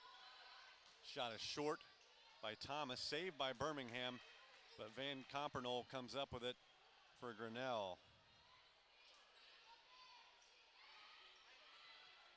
Already down to 1:20 left in the third quarter. Fast-moving period here. Vanderleest again off the dribble, no good off the backboard. Garvey with the board. Oh, got to push it there. There it is. Yep, she finds her, but the pass just not quite anticipating it was Thomas, and it goes past her outstretched hand and out of bounds. Turnover on Norwalk, so they still trail by 4. Looks like Jill Martin does take a timeout here. Yeah, they're pretty gassed right now. You don't want to get away from me here at 1:08. Yeah, it's going to be an important 68 seconds coming up here to try to. You can maybe get a couple baskets and a couple stops. Maybe you tie the game, get some momentum going to that final period. Yeah, it's a big 106. Each team's going to get about 2 possessions. They'll probably work out that way. It's imperative the Warriors hold it at 4 here or chip into this a little bit. Let's see if we have any score updates. Looks like we do. End of the third quarter, South Hamilton 42, PCM 40. Now DCG has made the big run in the third quarter. They lead Indianola 44-29, so that's been the tale of 3 different quarters. Knoxville and Albia are tied 25-25 at the end of 3, and Pella 38, Pella Christian 24. No surprise in that one. So Grinnell's going to have it out of the timeout. 30-26, the Tigers lead the Warriors.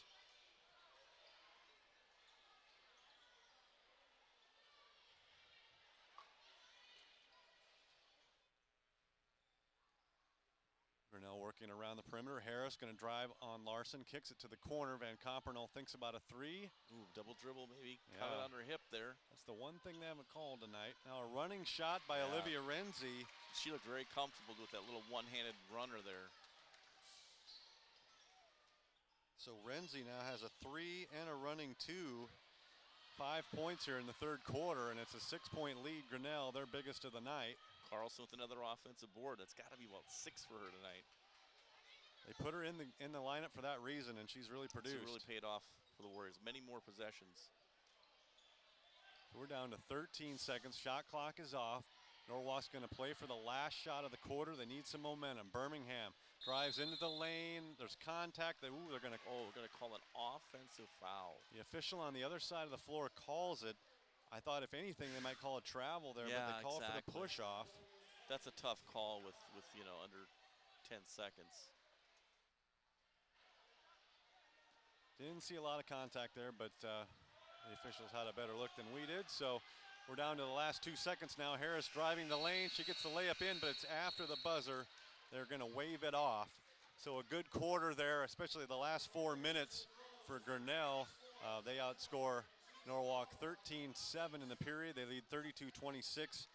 And we'll be back after this on KNIKRLS.com for the fourth quarter.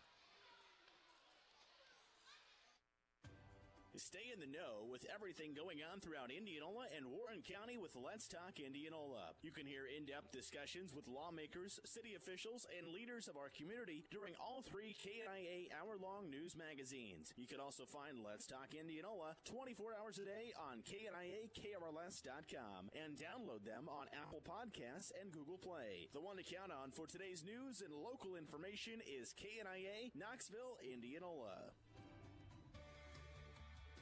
Going for a walk out by the lake, a hike at Elk Rock, or a bike ride on the Somerset Trail and want to hear local information and stories? Check out the KNIA podcasts. All of our Let's Talk and in-depth programs are available as podcasts for your convenience. Check out interviews you may have missed with our archived programs saved as podcasts at KNIAKRLS.com and use the drop-down menu on the homepage to subscribe to never miss an episode.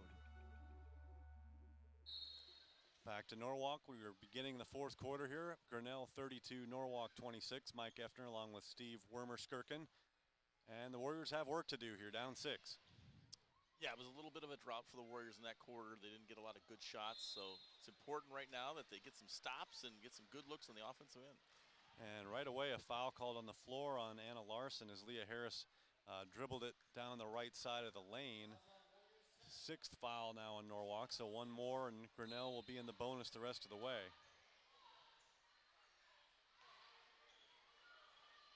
There goes Hull to the basket. She's been quiet. Misses that time on the runner. But Grinnell has the board, and now did that bank in from this corner? No, it was just off the. Okay.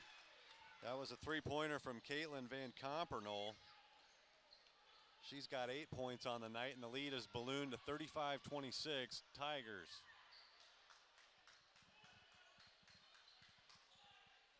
Bounce pass to Carlson in the lane, unable to make the shot. And Strovers has the board for Grinnell. Got to be careful here, just 7:10 left. Warriors down 9. Need some stops and some buckets. Yeah, definitely some easy buckets. It's just been very difficult in that offensive set. Strovers takes some steps, I believe, as she tried to back down.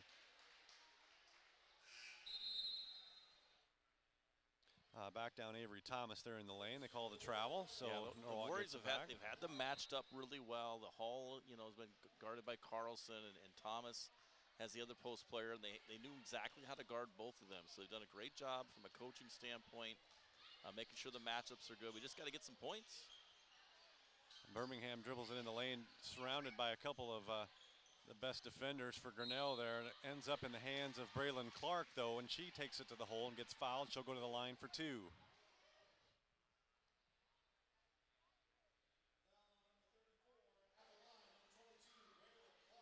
This will just be the second appearance at the free throw line for the Warriors tonight.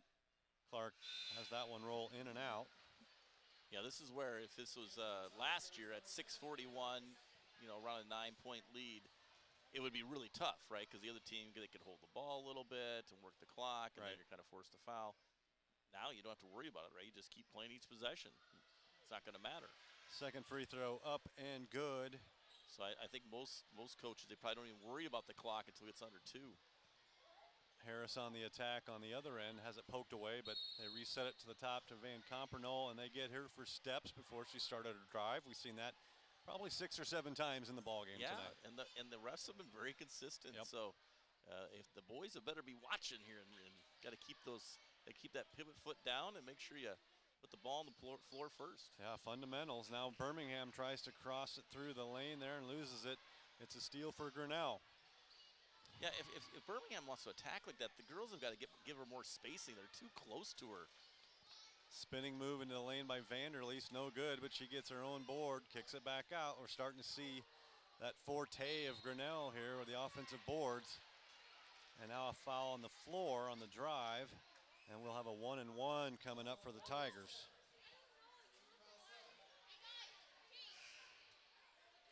It'll be Caitlin Van Compernol going to the free throw line.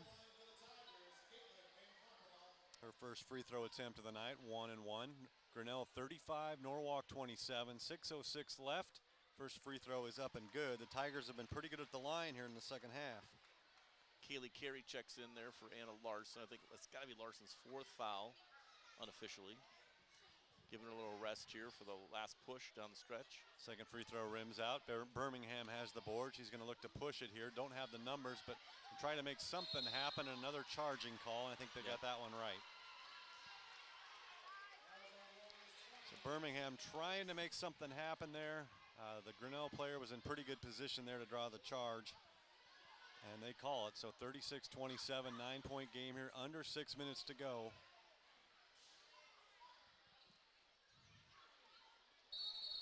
Hull on the move there. There was a contact first. Offensive foul. They get an offensive foul on. Yeah, in the college game, they made an emphasis on that when you do that dribble handoff, that you can't hand it off and then kind of turn and pivot and seal the girl that's trying to play defense. And they've been pretty consistent with that. So you just gotta make the handoff and stop, just kind of like you're setting a screen. All right, we'll see if Norwalk can put together some good possessions now. Thomas with it, kicks it back out to Kaylee Carey. She was hot earlier. She's going to dribble it in, kick it out to Clark. She's guarded tightly by Harris. And they get her for traveling. He stopped her dribble there, and she was pivoting around, looking to. I thought it was just a straight pivot, but must have switched her pivot foot somewhere along the line. Probably drug it a little bit. They're watching that close, so the traveling call is made. 36-27, Grinnell over Norwalk, down to 5:17 now in the game. And we'll probably see Grinnell start to milk the clock a little bit when they can. Yeah, but you can't. It's not going to do any good because you still got to get shots off. So Vanderleest misses a short shot, and then in frustration, she fouls Thomas on the rebound. But that's okay for them. They're not really. That's going to be bonus. That's going to shoot free throws. Okay. So 7th foul now on Grinnell. I thought they had a couple more to give, but that'll put them to the line. So we'll see what Avery Thomas can do at the line here. It's been stuck in that 9-point lead for a long time. But she can get this to 7 now. And people are tired. This is where Birmingham and Clark, they've got to use their great conditioning. Avery Thomas had been 4 for 4 on the year at the line. She misses the 1-and-1. Carlson gets it, though, in the lane. Now she's fouled. Boy, she has a knack for the basketball. Yep. We'll see what Ava Carlson, now the freshman, can do at the line.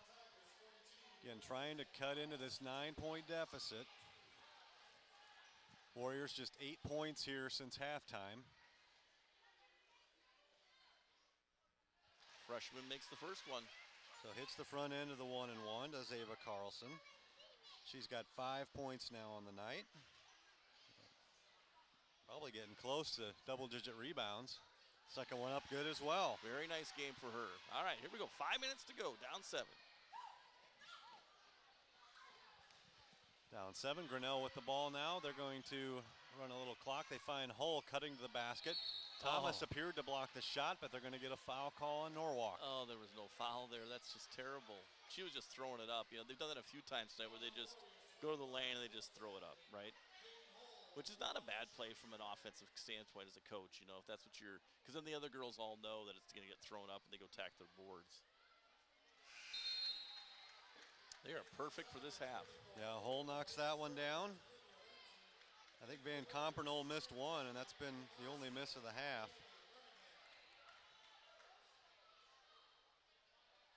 Hull just 4 points on the night, well below her average. They've done a good job on her. Now 5 as she makes both free throws. And it's back to a 9-point game. 38-29, Grinnell over Norwalk. 4:42 left in the game. Carlson drives into the lane, kicks it back out. 3-pointer on the way. Thomas, no good, just a little long. And one of the smaller players on the floor, Kelsey Van Compernol, hauls down the rebound for Grinnell.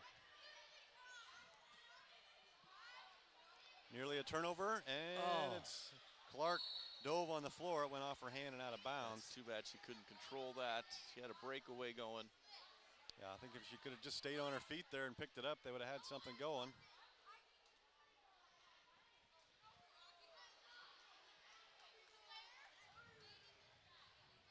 Pretty good crowd showing up for this Friday night game. Yeah, got the home crowd over there starting to fill up. It's got some room on the ends. And of course, they got the nice seating, at the behind the backboards now, which gives a lot more space for everybody. Down to 10 on the shot clock. Hull double teamed.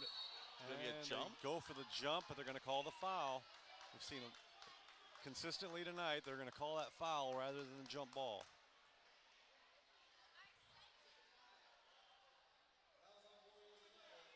So that'll send Hayden Hull back to the line where she made 2 just moments ago.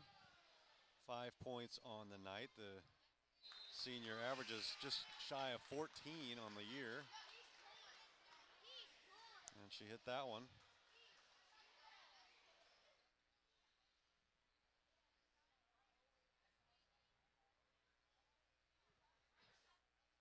(39-29). Hull's second shot, nothing but net. She's got 7 now, 4 for 4 at the line. And it's 40-29 Grinnell. Again, their biggest lead of the night. Yeah, 4 minutes to go. The Warriors have got to start hitting shots.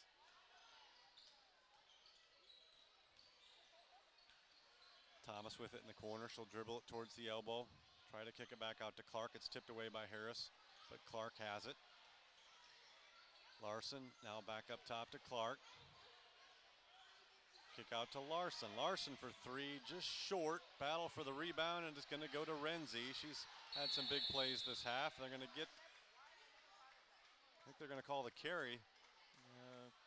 The official down floor was signaling the carry call. Okay. So it will be a turnover following the steal by Renzi. It goes back to Norwalk. 3:41 to go. Yeah, these officials have done a great job. They've been very distinctive on their calls. Everybody knows what's going on. Very consistent. And saw a lot of zone out of Grinnell earlier tonight. Now they've been in man-to-man, and it's been tough to score. But now a good dish. Anna Larson finds the freshman Ava Carlson across the lane. She puts it in good. Timeout. It's 40-31. Grinnell over Norwalk. Hanging around. Just maybe that will get some momentum going for the Warriors.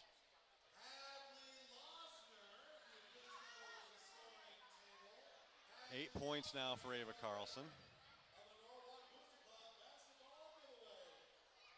So you think they're talking defensive adjustments now, going to slap on some kind of a full court press well, here? If you've got something that can maybe trip it up, I mean, again, with no shot clock, with the shot clock going on, you could put in a 1-3-1, do a little trapping in the wings or corners, maybe force a turnover, steal a layup. Something to maybe just get yourself an easy bucket. So they could be putting on something like that. And you could also be talking about your next offensive possession.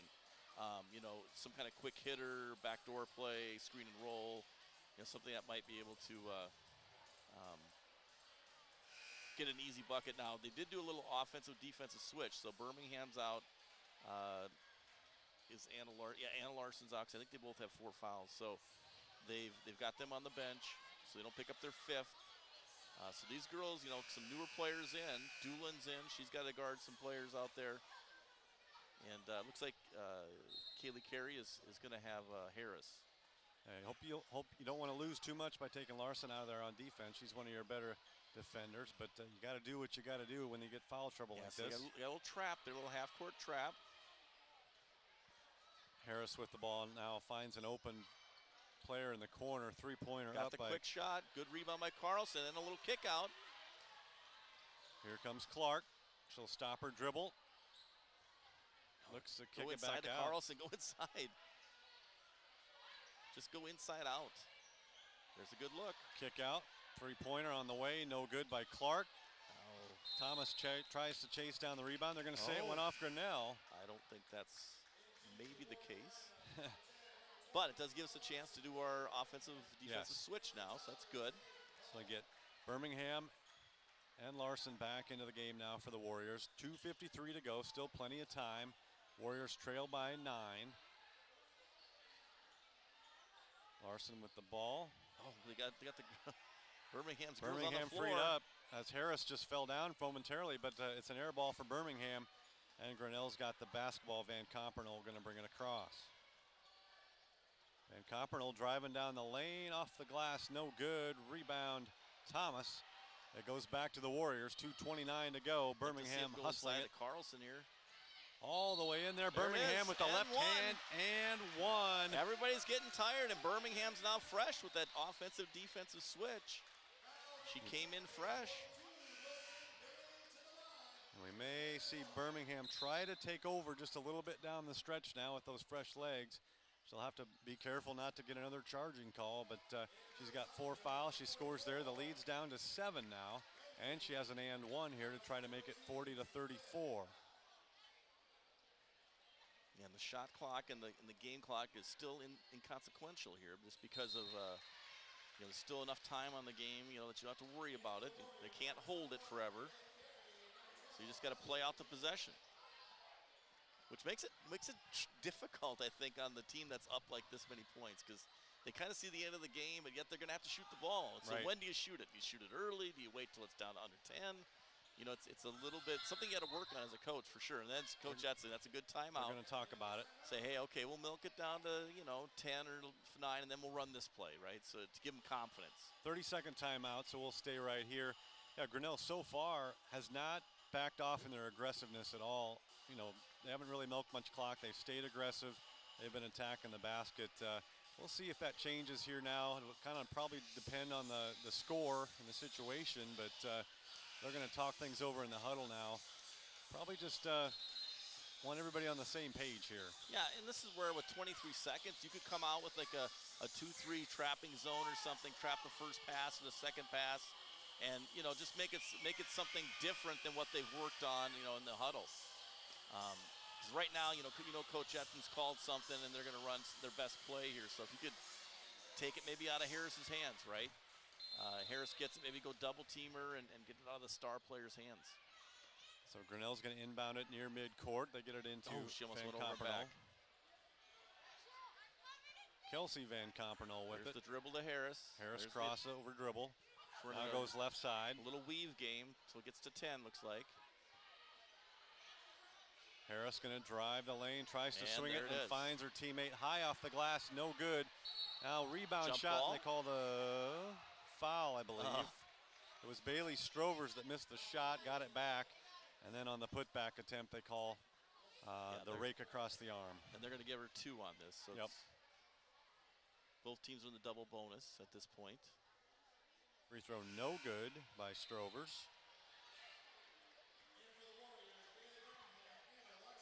Strovers with 4 points on the night. Got the student crowd coming in. We got a little blackout going on tonight, looks like. All the students are dressed in black. Which matches Grinnell's uniforms Right, tonight. that's true. Second free throw also no good, so still a 6-point game. Norwalk's got a chance here to cut into that margin a little bit more. Clark with the ball. She'll try to get it inside to Carlson, who is posting up, and once again they call steps. Is that on Carlson again? Oh yeah, and the referee was demonstrating there. He said that she was kind of on the toe. She's on the toe pivoting, and then she would go to the heel and pivot, and he called that a travel. I've never seen that called. Well, it's like they're really watching for it. Wow. So now we're down under a minute and a half. Grinnell still up by 6 over Norwalk. Renzi with the ball up top. Now Harris. Still time here. Nobody has to panic. This is the first time it looks like shot clock will force a shot here. Grinnell is running a little clock here this time. Down to 9 now on the shot clock. They get it to time for Renzi. one more pass. Renzi drives into the lane, throws up a left-handed hook shot. Off the glass, no good. Good transition. Clark out ahead. And one. Oh! They call the foul. They do call the foul on Harris. She can't believe it. A little late there. The official had to call that. The guy right here didn't call it. But I'm glad he did, because it was a foul on that. She bumped her hard with the body. So good job of Clark getting out there ahead of the break. Well, Carlson got the rebound and just took off out of there and then pushed it ahead. That was a great job by her. 59.9 seconds to go, and that one rolls in and drops. Big shot there. Now if they run it all the way down, it's going to go down to 25 seconds. That's 2 possessions, and you can't have that happen. I don't think you want to do that. Second one on the way is perfect. Clark I now think 3 for 4 at the because they're line. only a 50% free throw shooting team. You gotta send one of those girls to the line, preferably not Hull, but anybody else. I think you got to send them to the line. You don't want the clock to go all the way down to 25 seconds. This was a 13-point game, if I remember right. Now it's down to 4, 40 to 36. They're trapping right there, a little trap. Renzi going Maybe off the force dribble. them into something crazy like that. Yeah. And Grinnell going to talk it over after that if pass. I'm a coach and I saw that one-handed, left-handed swing pass, I'd be like, okay, girls. I will say it was accurate. It got there, but it was looping up there for a while. That does not make me confident as a coach when I'm throwing that pass. But again, it's so weird with the shot clocks. I know the girls are like, well, they're going to foul us. No, we're not going to foul you, right? We're just going to let it go out. So then it's really a challenge, I think, mentally here with these girls to adjust to first year of the shot clock. We'll reset it for you now. 40 to 36 your score. Grinnell leads Norwalk. They led by 13 earlier in the fourth quarter. Norwalk's done a good job of chipping away here down the stretch. Grinnell has possession now, 37.9 on the game clock, 13 on the shot clock. They're going to try to work up a good play here. Probably it will involve Harris in some capacity driving to the hole. Yeah, it's a 2-possession game still with 4-point lead. And the Warriors, because they've let the shot clock go all the way down now to 13, you got to play it out. So, and then at that point, you need to come down. You're going to get the shot off with around 16, 18 seconds or so.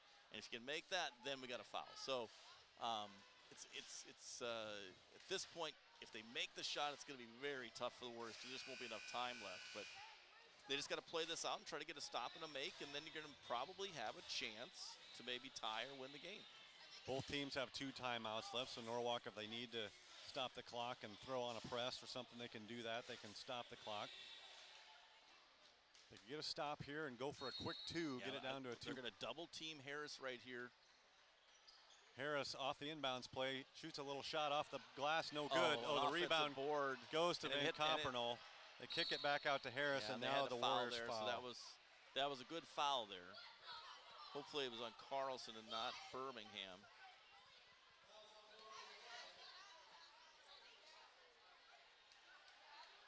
So they got the bad shot. They got the wild shot by Harris. It was just so bad that it just kind of went into another Grinnell player's hands. Harris at the line now misses the first one for Grinnell. 40 to 36. We're just a tick under 30 seconds here to go.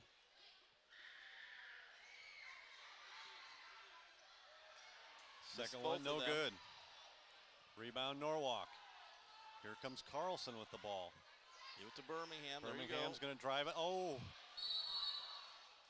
that was a late call. Again, it looked like the discard there for Birmingham. Harris did a little bit of good job of selling it, and then a late call on the push-off. Yeah, that'll be it for Birmingham. Again, I don't mind the attack, but the other girls have got to get out of her way a little bit and give her a chance to pass it if the defender double teams her on that. And Birmingham's just got to realize if it's not a clear path to the basket, she's got to hit the opposite post. And she's 5 fouls on the night, 3 of them coming on the same charges. Yeah. The putting the arm out, the arm bar, and they've gotten for 3 times on it. So, and Norwalk's going to foul now. It'll be a double bonus time for Grinnell. 18.2 seconds to go.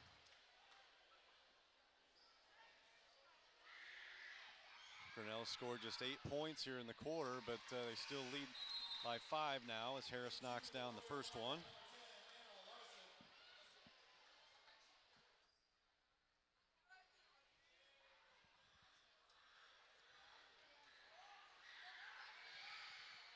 Harris makes the second one. She's got 9 points now, and it's back to a 6-point game. Grinnell over Norwalk. Larson Thomas, 3-pointer on the way, no good. Long rebound chased out, goes off Vanderleest. That'll be Norwalk's ball. It'll stay with Norwalk. 8.3 to go. They trail by 6. And they need a 3 and a quick foul here to maybe have one last chance. So you got to have your best 3-point play right off the inbounds. Larson trying to get it inbounds. Does get it to Thomas. She's guarded closely by Harris, and Harris takes it away. And that's going to do it. Harris dribbles it down court. Just dribble it out. Yep. She's going to dribble it. Gets it back to her teammate, and time expires. So a good effort by Norwalk trying to make the comeback there in the fourth quarter. They cut a 13-point deficit down to 4, but they end up losing 42-36 here to Grinnell. Yeah, good battle by the Warriors. Fought back in there all the way to the end. And Grinnell's, beat Indianola by 1, beat Pella by 3. So, losing to them by 6 shows progress for the Warriors, no doubt. So that's the third loss of the week for Norwalk, all against state-ranked teams. They're going to drop to 2-8 overall, 1-4 in the Little Hawkeye Conference. And for Grinnell, it's a 6th straight win. That lifts them to 7-3 overall, 4-1 in the Little Hawkeye. And if Dallas Center Grimes held on, they'll still be in a tie for second place behind the Phillies. So we'll take a break here on KNIA KRLS. We'll be back. We'll recap this one, and we'll look ahead to the boys' game as well, where we think Norwalk will be in pretty good shape in that one tonight as they try to build on a big win last night at Ballard. So we'll take a break now. Be back on KNIA KRLS right after this. At Greg Young Chevrolet in Norwalk, your satisfaction is their top priority. Their friendly professional team is committed to helping you find the information and assistance you need at every step of the car buying and ownership journey. Combine that with their award-winning customer service, thousands of vehicles to choose from, and always here community care, you can trust the team at Greg Young Chevrolet in Norwalk will go the extra mile to ensure you drive away in the new or used vehicle that fits you. Check them out at gychevynorwalk.com or stop by the dealership at 2501 Sunset Drive in Norwalk today. Bellflower Florist and Gifts in Norwalk is your neighborhood floral and gift shop that offers exceptional quality, service, and design for all your floral needs. Conveniently located at 2251 Sunset Drive, Suite C in Norwalk, and open Monday through Friday, 8 a.m. to 5:30 p.m. and 8 a.m. to noon on Saturdays. They are proud to serve Norwalk, Indianola, Carlisle, the surrounding communities, and Des Moines metro area. Bellflower Florist and Gifts is your family-owned full-service flower and gift shop for all locations. From floral arrangements to gifts for everyone, they have you covered at Bellflower Florist and Gifts in Norwalk. At Holland Farms Senior Living in Norwalk, their goal is for every resident to make Holland Farms their home for years to come by offering services in 3 distinct residential options: carefree living, assisted living, and memory care. Holland Farms can gladly serve the needs of all who reside in their community. Holland Farms Senior Living opened its doors in May of 2021 and is conveniently located at 2800 Sunset Drive, right next to Elizabeth Holland Park. If you are interested in learning more about Norwalk's newest senior living community and would like to schedule a tour, simply visit hollandfarmsliving.com. Find out what your school's coach thinks of this week's high school sports action during the Hy-Vee Radio Coaches Corner. Every Saturday morning starting at 9, hear from our local football, volleyball, and cross-country coaches on how their team did and what they have coming up. We'll take a look around the world of Indianola, Knoxville, Norwalk, Pleasantville, and Melcher Dallas sports each Saturday at 9 a.m. during the Hy-Vee Radio Coaches Corner on the one to count on for today's local sports coverage, KNIA, Knoxville, Indianola.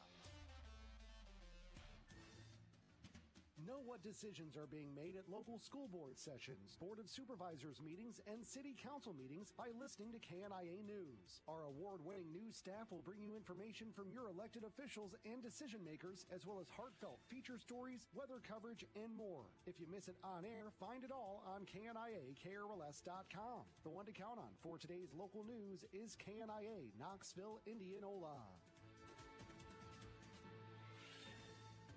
Stay in the know with everything going on throughout Indianola and Warren County with Let's Talk Indianola. You can hear in-depth discussions with lawmakers, city officials, and leaders of our community during all 3 KNIA hour-long news magazines. You can also find Let's Talk Indianola 24 hours a day on KNIA-KRLS.com and download them on Apple Podcasts and Google Play. The one to count on for today's news and local information is KNIA Knoxville, Indianola. Going for a walk out by the lake, a hike at Elk Rock, or a bike ride on the Somerset Trail and want to hear local information and stories? Check out the KNIA podcasts. All of our Let's Talk and in-depth programs are available as podcasts for your convenience. Check out interviews you may have missed with our archived programs saved as podcasts at KNIA-KRLS.com and use the drop-down menu on the homepage to subscribe to never miss an episode. At Greg Young Chevrolet in Norwalk, your satisfaction is their top priority. Their friendly professional team is committed to helping you find the information and assistance you need at every step of the car buying and ownership journey. Combine that with their award-winning customer service, thousands of vehicles to choose from, and always here community care, you can trust the team at Greg Young Chevrolet in Norwalk will go the extra mile to ensure you drive away in the new or used vehicle that fits you. Check them out at gychevynorwalk.com or stop by the dealership at 2501 Sunset Drive in Norwalk today. At Harvey's Automotive and Machine in Norwalk, your CarQuest Auto Parts team members are here to ensure you get the right parts the first time. Their stores offer a variety of free services and convenient hours to help make your life easier and your driving experience as smooth as possible. At Harvey's Automotive, customer service is driven by independent owners who are passionate about delivering excellence in everything they do. Harvey's Automotive is also a proud supporter of Norwalk High School Athletics, and they would like to wish all the Warrior teams good luck. RE/MAX Precision of Norwalk is ready to help lead the search for your next home. RE/MAX Precision is a premier upscale real estate firm specializing in new construction, residential, and commercial real estate in central Iowa. Their mission is to provide a better type of service for both the realtor and clientele through the use of technology, agent experience, and exceptional market knowledge. Contact RE/MAX Precision today at 515-201-4203. RE/MAX Precision of Norwalk is also a proud supporter of Norwalk High School Athletics, and they want to wish the Warrior student athletes and teams an outstanding school year. Welcome back to Norwalk. Mike Effner and Steve Wormer-Skirkin with you tonight. The girls' game just ended. Grinnell, number 13 ranked team in Class 3A, has come on the road. They used a big last section of the third quarter to build a nice lead. They ended up getting up by 13 points, and they hold off Norwalk 42-36. Sixth straight win for Grinnell. They improved to 7-3 overall, 4-1 in the Little Hawkeye Conference. Norwalk, their third loss of the week, all the state-ranked teams. They dropped to 2-8 overall and 1-4 in the Little Hawkeye. Coach, it was a good game for most of the way, real close, just that one kind of big run at the right time for Grinnell. Yeah, we just couldn't match their offensive production. I mean, they only scored, 13 points in that third quarter, and you hope as an offense you could score, 10 or so points, and we just didn't do that in the third quarter and got ourselves down. They battled back though from down 10, and had a chance within two possessions and really had two possessions on the ball at one time that they could have made it a single possession game. So good fight for the Warriors. I thought they did a great job with the defensive game plan. Everybody executed it well, and it gave them a chance. We'll take a look at the scoring rundown. This is unofficial, but I think we're pretty close on it. For Norwalk, leading the way was the sophomore Bailey Birmingham with 13 points. She had 3 3-pointers in the first half for 9 of those points. Then freshman Ava Carlson, her first start of the year, gets 8 points and a bundle of rebounds. Also scoring 8 points was Kaylee Carey off the bench. 4 points for Avery Thomas and 3 for Braylon Clark rounds out the Norwalk scoring. And then a balanced attack for Grinnell tonight. 9 points apiece for Leah Harris and Caitlin Van Compernol unofficially. 8 points for Taylor Vanderleest, that was off the bench. 7 for Hayden Hull, who averaged about 14 a game coming in. 5 points for Olivia Renzi off the bench. And 4 points for Bailey Strovers. That rounds it out for Grinnell. And we'll take a look at a couple of other scores that have come in so far. Some finals on the way in. Final score, DCG 52, Indianola 41. It was a 22-4 third quarter that wins it for the Phillies in that one. Kind of a back and forth game for a lot of the night. DCG stays undefeated in the conference there. Pella 58, Pella Christian 30, so the Dutch nearly double up the Eagles in that girls contest. Knoxville 36, Albia 34. And then 11th ranked 2A South Hamilton 53, PCM 48. And here again it was 42-36 Grinnell over Norwalk. And now it's time for our Greg Young Chevrolet key play and player of the game for Norwalk tonight.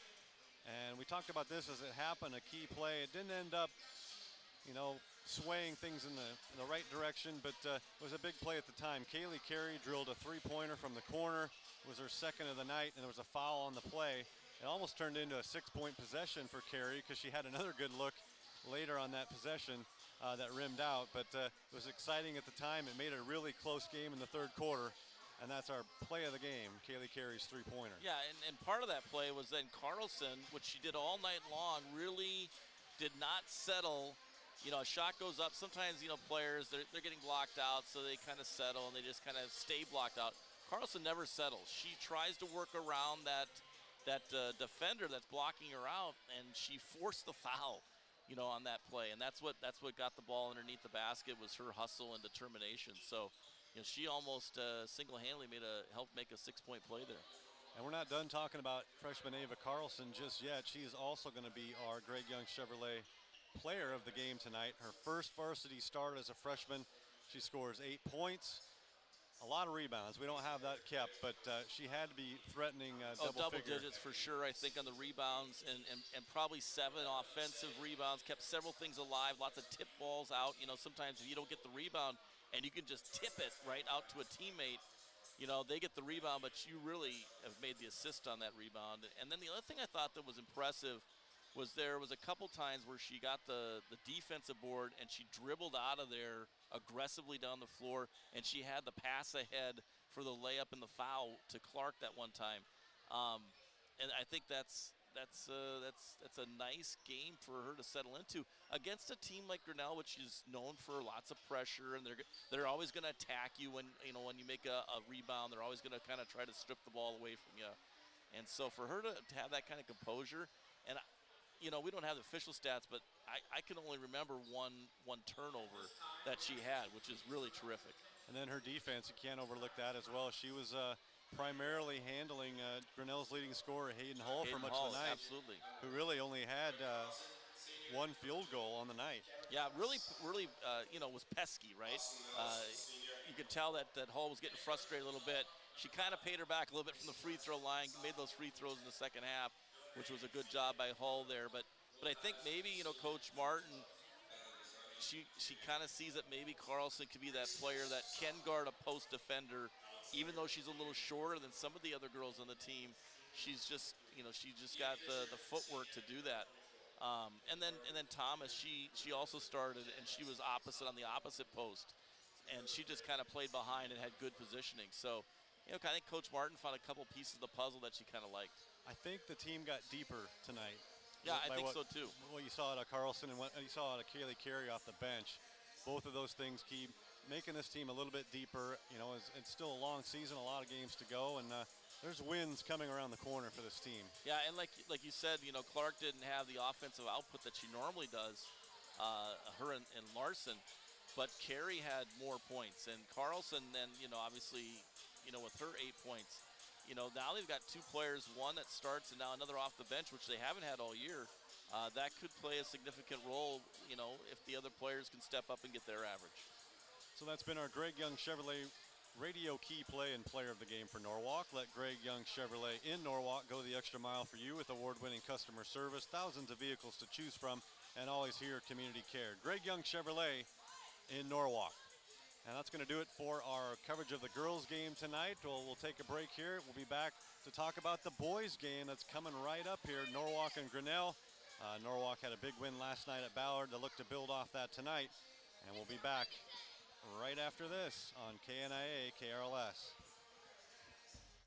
Unity Point Clinic Norwalk provides family medicine for people of all ages in Norwalk and the surrounding area. Conveniently located at 801 Colonial Circle and open Monday through Thursday 7:30 to 5:30 and Fridays 7:30 to 5, Unity Point Clinic Norwalk can provide a variety of services for your physical, emotional, and mental health needs, such as routine checkups, immunizations, annual physical exams, and other preventative care. When it comes to your health, trust the professionals at Unity Point Clinic in Norwalk. Going for a walk out by the lake, a hike at Elk Rock, or a bike ride on the Somerset Trail and want to hear local information and stories? Check out the KNIA podcasts. All of our Let's Talk and in-depth programs are available as podcasts for your convenience. Check out interviews you may have missed with our archived programs saved as podcasts at KNIAKRLS.com and use the drop-down menu on the homepage to subscribe to never miss an episode. Stay in the know with everything going on throughout Indianola and Warren County with Let's Talk Indianola. You can hear in-depth discussions with lawmakers, city officials, and leaders of our community during all three KNIA hour-long news magazines. You can also find Let's Talk Indianola 24 hours a day on KNIAKRLS.com and download them on Apple Podcasts and Google Play. The one to count on for today's news and local information is KNIA Knoxville, Indianola. Know what decisions are being made at local school board sessions, Board of Supervisors meetings, and City Council meetings by listening to KNIA News. Our award-winning news staff will bring you information from your elected officials and decision makers, as well as heartfelt feature stories, weather coverage, and more. If you miss it on air, find it all on KNIAKRLS.com. The one to count on for today's local news is KNIA Knoxville, Indianola. And back in Norwalk, switching things over to the boys game now. Norwalk and Grinnell. Norwalk comes into this game with a 5-3 overall record, 1-3 in the Little Hawkeye Conference. Grinnell is 3-4, still looking for that first conference win at 0-4. And again, Norwalk, big win last night, 50-25 at Ballard. Held Ballard to 9 points in the second half. And we go right into our Greg Young Chevrolet radio keys to the game. And the first one is just don't let down.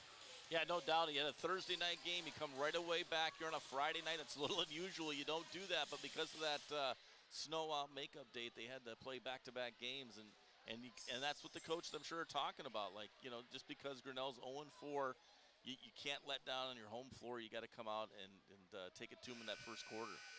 And another key tonight for Norwalk, I think, is just focus in on getting that conference win. They're 1-3 in the league. They've played a really tough schedule in the league so far. Very important to get this win tonight and get some momentum built up for the road trip to come. Yeah, I mean, they've been tested right now. I think it's going to bode well for them. They've been in a lot of those games. You know, they were right there with Indianola, right there with Pella. They just gotta, use that toughness that they've kind of built up now against some of those other teams and really put it to the Tigers tonight. So that's been our Greg Young Chevrolet radio keys to the game. Let Greg Young Chevrolet in Norwalk go the extra mile for you with award-winning customer service, thousands of vehicles to choose from, and always here community care. Greg Young Chevrolet in Norwalk.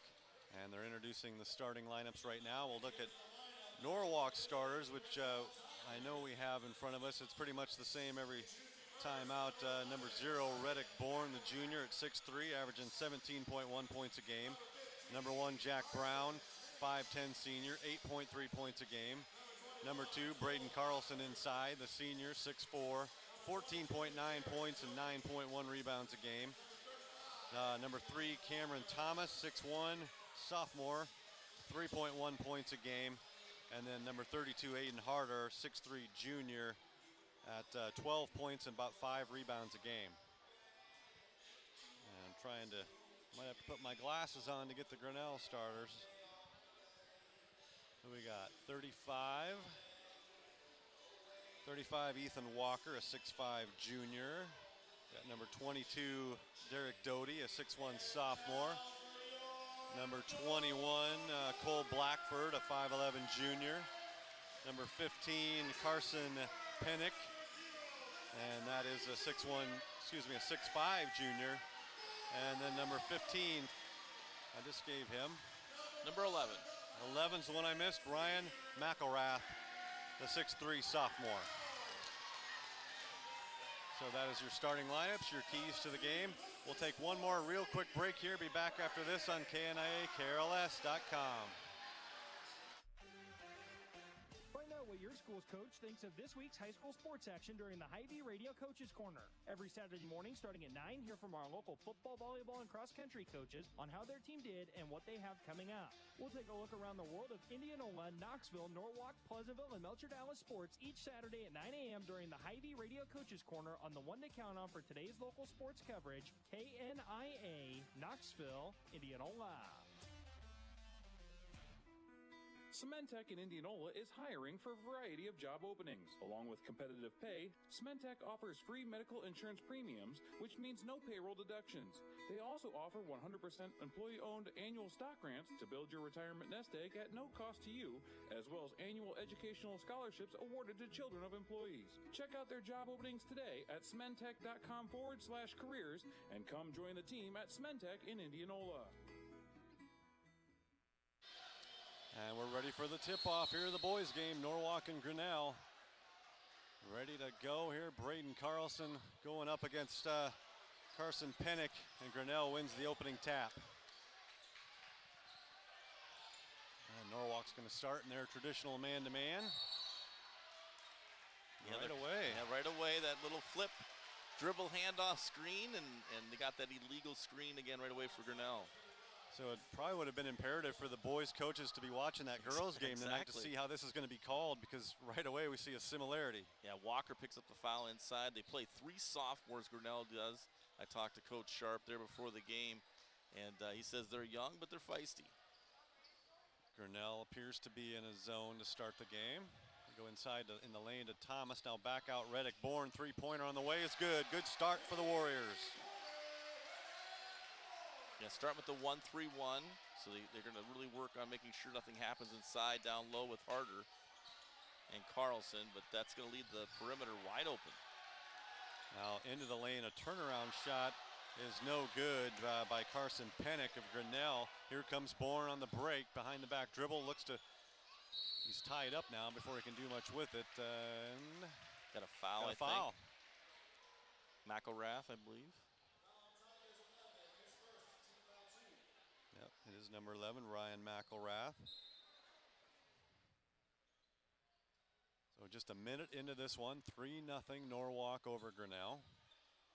Trying to go 2-1 on the week and get their second conference win of the year.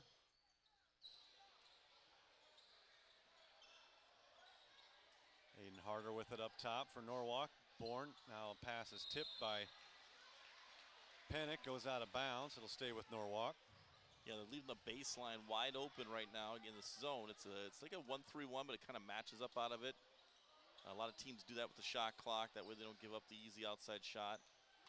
14 on the shot clock as Norwalk inbounds. Now another pass is tipped inside to Carlson. He hits the deck. He's got the ball. And now they call it. Got a tie up. It'll be Warriors ball here. I believe the shot clock's going to stay at 7, though. That won't change. Nope, they won't reset that. Now they hit Carlson on the lob. This time they see him. Oh, yeah, they love that little tip play right in the middle of the lane. Seen that one for a lot of years. Carlson scores off that nice lob. It's 5-0 Norwalk. Good start for the Warriors here. Less than 2 minutes into this one. Now a turnover. Goes right to Aaron Pelzer. He was ready to shoot. Yeah, he had his hands ready, so he got his feet ready.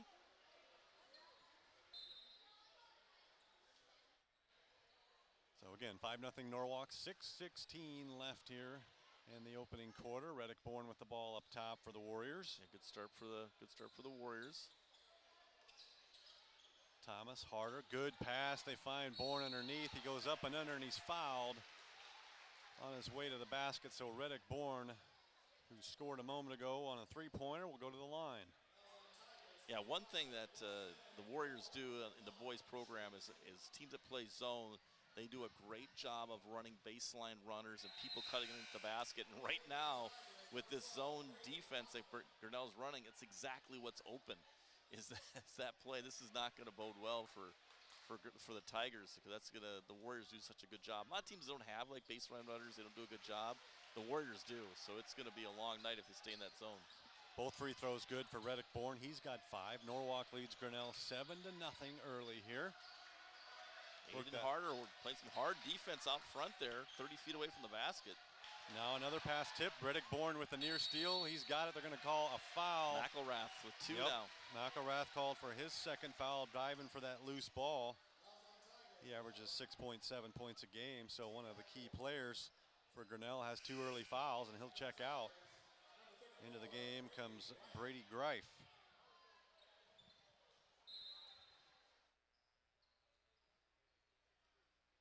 So 7-0 Warriors over Grinnell. Aiden Harder there, sporting the new haircut, looking sharp out there. Yeah, they've got man-to-man now. They got out of the zone. Now Bourne finds Thomason. They get him for steps before he could make his move. Again, we've seen this before. And, you know, I'm a big stickler on traveling. I think if it's, you know, traveling should be called, you know, don't get away with steps. Frankly, they've called traveling, and I'm like, it seems like the pivot foot's down, but yeah, I don't know. They're seeing some drag, I guess. Same guy, so he's being consistent. Really smothering defense by the Warriors. Yes, for sure. Now they do sneak a pass across the baseline there, and Pennick is able to put it in. So almost 3 minutes into this one, Grinnell is on the board. It's 7-2 Norwalk. Yeah, we dropped down and tried to cover up that weak side block just a little bit late for the Warriors. Gave them the easy bucket. I think it was Carlson just inches away from getting his hand on that pass. Now a good drive to the basket by Carlson, but well contested under there, and his shot's no good. Here comes Grinnell. Couple good stops by Grinnell there, playing man-to-man. They do have some length out there. Yep. Just a little experience. Pennick with the ball, looking to drive on Carlson. Good job of trapping him down there by Bourne and Carlson. Kicks it back out top. Coach Pelzer likes the defense. Now a drive, it's stripped away. Harder with the steal. Here come the Warriors in transition. Reddick Bourne takes it into the lane, up and good. Could have been N1 there, drew the contact. That was a good misdirection. He really set the defender up. Looked like he was going to go left and crossed it over quick back to the right side, right across the lane for an easy bucket. So Reddick Bourne has a 3. He's got 2 free throws. He's got a 2. Good start for him, 7 points. Now a turnover on Grinnell. And it's 9-2 Norwalk. 4:02 left in the first quarter. Grady Segrist going to check in. Yeah, early check in for Grady. Going to the bench there a little bit quick there. Coach Pelzer is. You know, most teams, they really worry about Reddick, right? They've got him face guarded, and right now tonight, Reddick's kind of going wherever he wants to go, which is a good sign for the Warriors. It'd be good to see him get freed up a little tonight and have a breakout night. 3-pointer on the way. Inside out. Aiden Carlson to Harder. So everybody getting involved now. Aiden Harder with the 3-pointer. Those guys are 6'4", 6'5", but they can play inside and out. It's terrific. Oh, good post move. Yeah, strong move by the reserve, Brady Greif. He's got some size in there at 6'3" and a big body, and he muscles up for that shot. Really well. Really, I always say pinned him. We got pinned way too deep on that. He had a sealed well underneath the basket. 12-4 is your score. Warriors lead Grinnell. Good start on both ends of the floor. Now Great Carlson finds it cutting Harder. His shot, he's up and good. Great ball control there. 5 quick points now for Aiden Harder, and it's 14-4. Well, we talked about one of the keys there, let down by the Warriors, and now that might have been travel. The one time they don't call the travel, I think we both thought it was. Yeah. Long 3-pointer on the way, no good. Rebounded by Bourne. Shot was missed by Derek Doty. The Warriors are not letting down. They look sharp tonight. Ian Fisher, who had 7 points off the bench last night, he's getting set to check in as well. So Carlson inside. Oh, they got him. I don't like that. He didn't give a chance to come down. He came down and pivoted just slightly, and that's just too early a contact. It's got to be a step. It's got to be space there. Yeah, I thought it was a good move by Carlson. He made the bucket. Could have been an and one or just a no call, but they wave it off. Yeah, what do they call that, Mike, in college? They call it the cylinder, right? Rule. You got to have the cylinder rule, and I think that was busted. It was broken. I like to see Fisher here. He played well, the night before, and now he's getting some minutes now, which tells the other players, right, that are in the sub-varsity games that if you are playing hard and playing well and doing the right things, we're going to get you some minutes. So yeah, a good chance for the Warrior boys now to build some depth here. Absolutely. If you play three games in 4 nights, there's Greif inside, up and good, and fouled by Segrist. So Greif has come in now with a couple of buckets inside, and he'll try to cash in a 3-point play. 14-6. Yeah, he has a great presence in there. He comes off the bench and doesn't coming off the bench there, you think, well, he may not be as good as the starters. He looks more than capable. He looks like a left tackle, too. Yeah, a little fullback in there, but great footwork. The and one was no good, so 14-6 remains the score. 2 minutes left in the first quarter. So we got Segrist and Brown, Bourne, Harder, and Fisher out there now for Norwalk. Brown's been quiet so far. Like to see him get going on a 3 or so. Turnover Warriors. Yeah, a little impatience there by Harder. They're trying to get a flex cut move there for Fisher, but it just wasn't there. So Grinnell trying to cut into this margin just a little bit. Doty in the lane, cut off by Harder. Got to clear out. Yeah, that's just a dribble out of bounds there. Brady Kaufman lost it off his shin there and goes out of bounds. Retrieved by the Warriors student section, which gets them fired up. Yeah, that's it looks like it means something to them, right? If they get the basketball first, I don't know. It's just they got involved. Now they're in the game. Yeah, they're in the game right there. So under 2 minutes, under one and about a minute 26 to go here in the first half. Norwalk 14, Grinnell 6. Fisher fires a fastball over to the Segrist in the corner. Now it goes inside. He can. Goes inside Carlson. Nifty little turnaround off the glass, 16-6. Yeah, kind of like, Connor McCaffrey for the Hawkeyes. They should have him be the inbounder so he can use that arm of his. So 10-point game now, under a minute. Got to call a hold there by Carlson. That'd be 2 on Braden, right? Yeah, he was a little late there on jamming that cutter and kind of just held him to stop the cut across the lane. That might get him sitting down. Yep. Yeah, I don't think you want to get him a third just yet. He'll probably be on the bench for a little while now. 56.2 left in the opening quarter. Yeah, Mike, everybody handles that differently, right? Some coaches, you get 2 fouls in the first half and you're done. Yeah. Right, that's it. And other coaches are like, you know what, I'll sit you for a while and then we'll wait. We'll wait and put you in the second quarter, and then if you pick up your third, then I sit you. But Pennant called for the travel up top there. Another guy sliding that pivot foot perhaps, and a timeout called by Grinnell. I believe it's a 30-second timeout, so we'll stick right here. Gotta like this start for Norwalk. They definitely, we talked about the keys of them being ready to go, and there's been no let down at all. They look sharp, they're quick, they're fast. They're playing more people because of the 3 games in 4 days. That's a smart move by Coach Pelzer. There's people are going to get tired, right? They had a very intense game last night.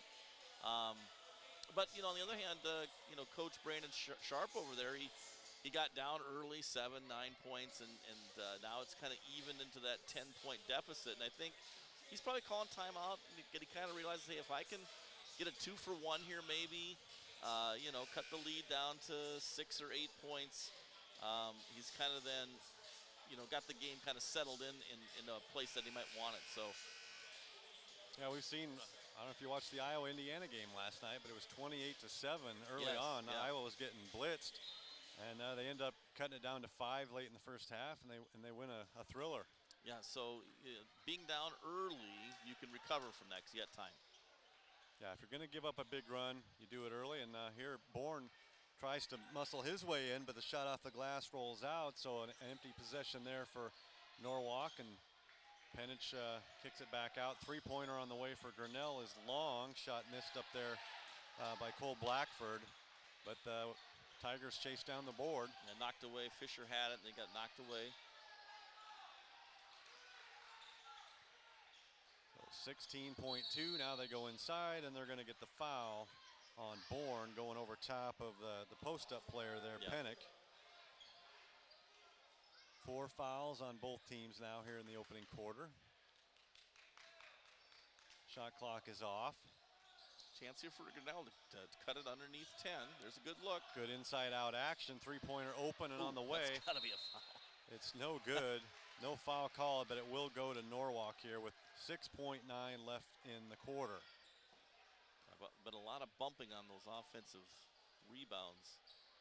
Nothing called, though. 6 seconds to go. Bourne's 3-pointer finds a cutting player. Teammate there. Shot no good by Austin Mills, but tipped in by Cameron Thomas at the buzzer. And a good finish to a good first quarter for Norwalk. They lead 18-6. Yeah, it's about what you expected right there, Mike, for the Warriors. Just as far as the deficits go, that you kind of see, online as far as the scoring. It's kind of what we expected a little bit. Well, that's 1 quarter in the books. We'll take a quick break here on KNIA KRLS.com. Norwalk leads Grinnell 18-6 early.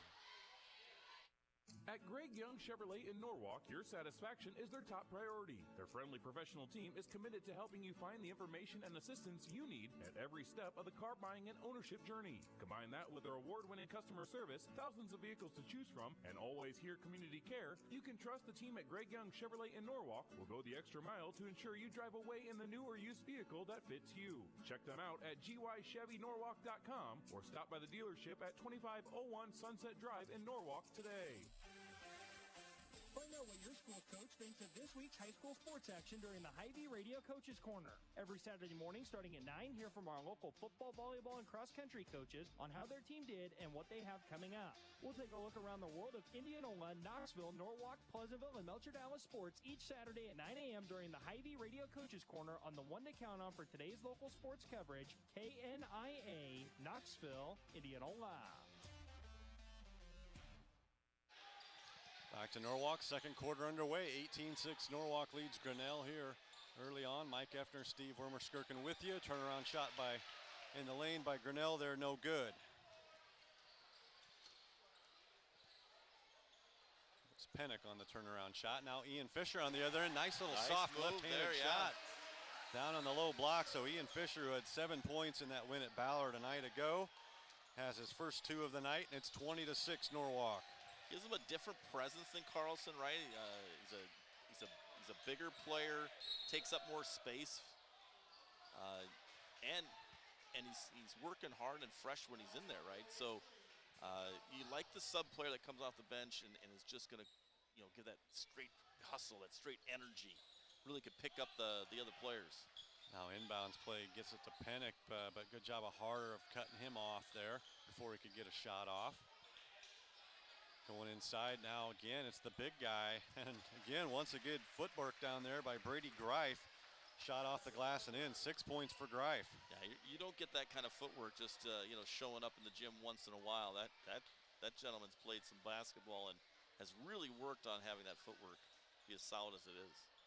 So Greif has 6 of Grinnell's 8 points on the night. It's 20-8 Norwalk. Jack Brown in the corner. Brown, who had been quiet early, hadn't shot yet, I don't think. He puts up the 3 there. It's no good. Grinnell with the board, so 12-point margin. They'll look to get it. Greif working hard down in there on Fisher. That's a battle down there in the low block. They're going to go at it again right here. Now Greif high post gets it back to his teammate up top.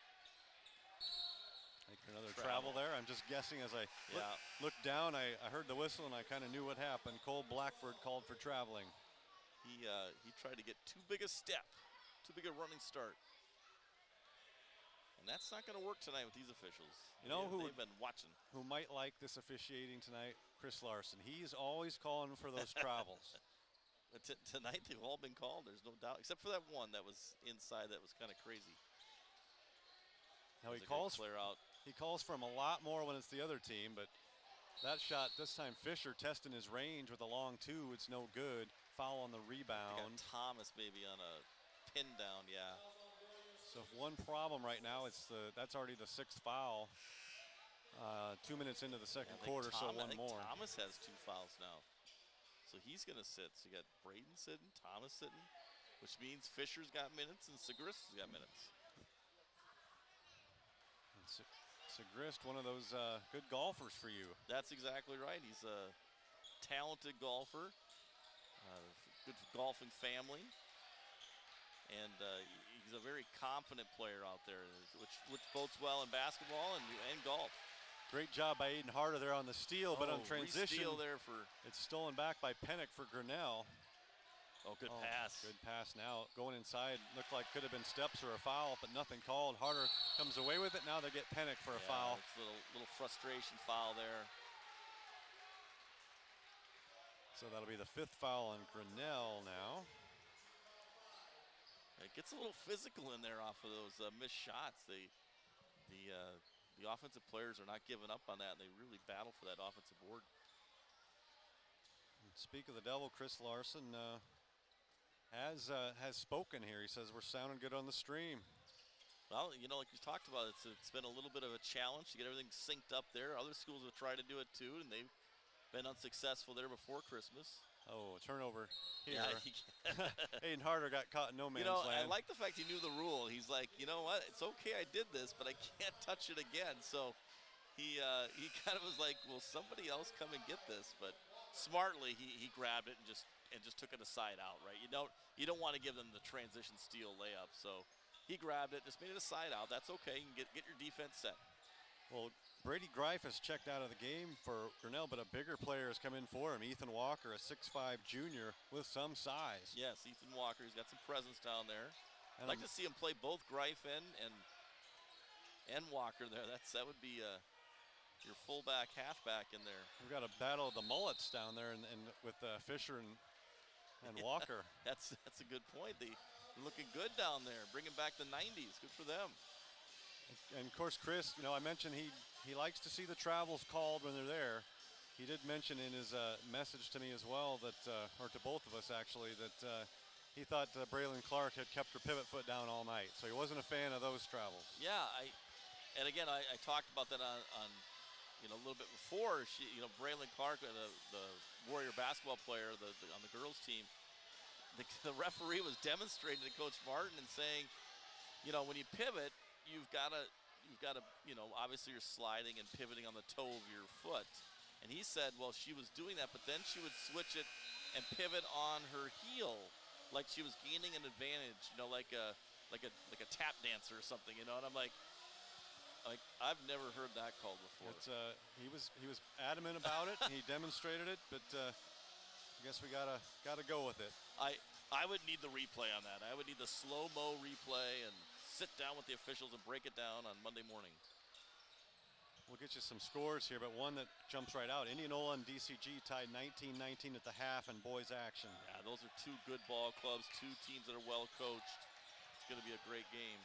We're back out of the timeout, and right away we had a shot clock violation here. Good defense by the Warriors. Brady Kaufman had it up top, but couldn't do much with it. And it's a it's a shot clock violation.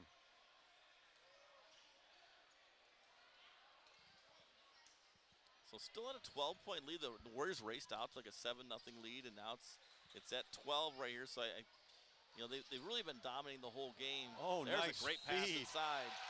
Wow, Ian Fisher looking like a point guard out there with the threaded the needle. He sure did. With a bounce pass to a cutting Reddick Bourne. He converts and won. On that, you don't need to beat the defense by much on a backdoor play like that, because the defender cannot touch that ball. It's too awkward for them when they're getting backdoored. So as long as you can get it past their hip or past their head right there, there's no way they can defend that. That's 10 points for Bourne now as he makes the free throw. It's 23-8, and that's got to be an early candidate for our play of the game. Yeah, right now that's a great kind of a backbreaker, if you will, for Grinnell. They were playing good defense. Getting backdoored like that can really deflate you. A little bit of a Princeton action almost there with the good Bourne steal there. backcourt. Near steal Warriors. Now Walker inside. They're going to call a foul on the floor here as Walker was. Harder was just trying to defend him. I mean, I suppose he bumped him a little bit, riding him down the lane. But, I mean, sometimes, as a coach there, I would be like, listen, my guy had a layup coming. Let it go through. Yeah. Let it keep going. Don't make him have to earn it now because he had a layup. Yeah, there wasn't much going to stop Walker there on that drive, but the foul call does. He goes to the line for 1-1. So he missed. So he gets, he gets nothing out of it, even though it looks like a good play. And this time a little too cute there by Reddick trying to get a dump down pass. Poor play that time for Norwalk. They turn it over. So here comes Grinnell. Drive, a cross-court pass off the dribble, and it was a good shot there by Ryan McElrath, who had the 2 fouls early. Misses the three-pointer though. And stoppage on the rebound. They got a foul on. Foul on Harder, I believe. That's his second now. Okay. So I think he's going to sit now too. So we now have 3 Warriors, all with 2 fouls. And when you're up 15, coach is going to keep going deeper in the bench, right? And he's got more than capable players, right? And a lot of seniors, senior leader teams, so he can go deep in the bench. The next guy up's got to get excited down there. He's got to start getting ready. So 1-1 opportunity now for Brady Kaufman. He hits the first. He's on the board. 23-9, Norwalk over Grinnell. 3:48 left until halftime. Second free throw on the way. Good looking shot, but it's a little bit long. And it's 1 for 2 for Kaufman. It remains 23-9. Riddick Bourne loses his dribble, gets it back. Up top for Segrist. And we've got a reaching foul now. As Austin Mills getting some more playing time tonight. Yep. Mills draws the foul, that's number 7. So Austin Mills will go to the free throw line now for the Warriors. You know, and because they have so many multiple divisions of teams, you know, they've got the varsity reserves and the varsity reserves second team and so on. You know, everybody gets a lot of playing time here at Norwalk. So, you know, Mills may not have gotten much playing time so far, but he's had a lot of basketball experience over the last 4 years. Misses the free throw, but on the loose ball, Mills tracks it down. Still looking for his first point of the year, unless he scored last night. Those stats weren't up yet today. So Norwalk will get another crack at it. They're sagging off of him, so. Fisher saves the loose ball there. He's had good minutes. He rolled over now McElrath. Bourne posting up inside. Couple of spin moves, puts up the shot, no good. Yeah, right to Ian Fisher. Yeah, Fisher working hard. Didn't give up on the play. You know, some people just kind of watch and stand around. He just kept going after the basketball. Fisher's got a soft shot in there and uses that glass well. Yeah, he's got 4 points. It's just a great move for him on that side. Look at a moving screen there. I believe they love that. Yeah. Travelings, moving screens, and charging calls, I guess. 3 of the popular calls tonight. 25-9's your score. Norwalk with the basketball, leading Grinnell. Yeah, up 16 here and in total control of the game right now. Mills with it up top.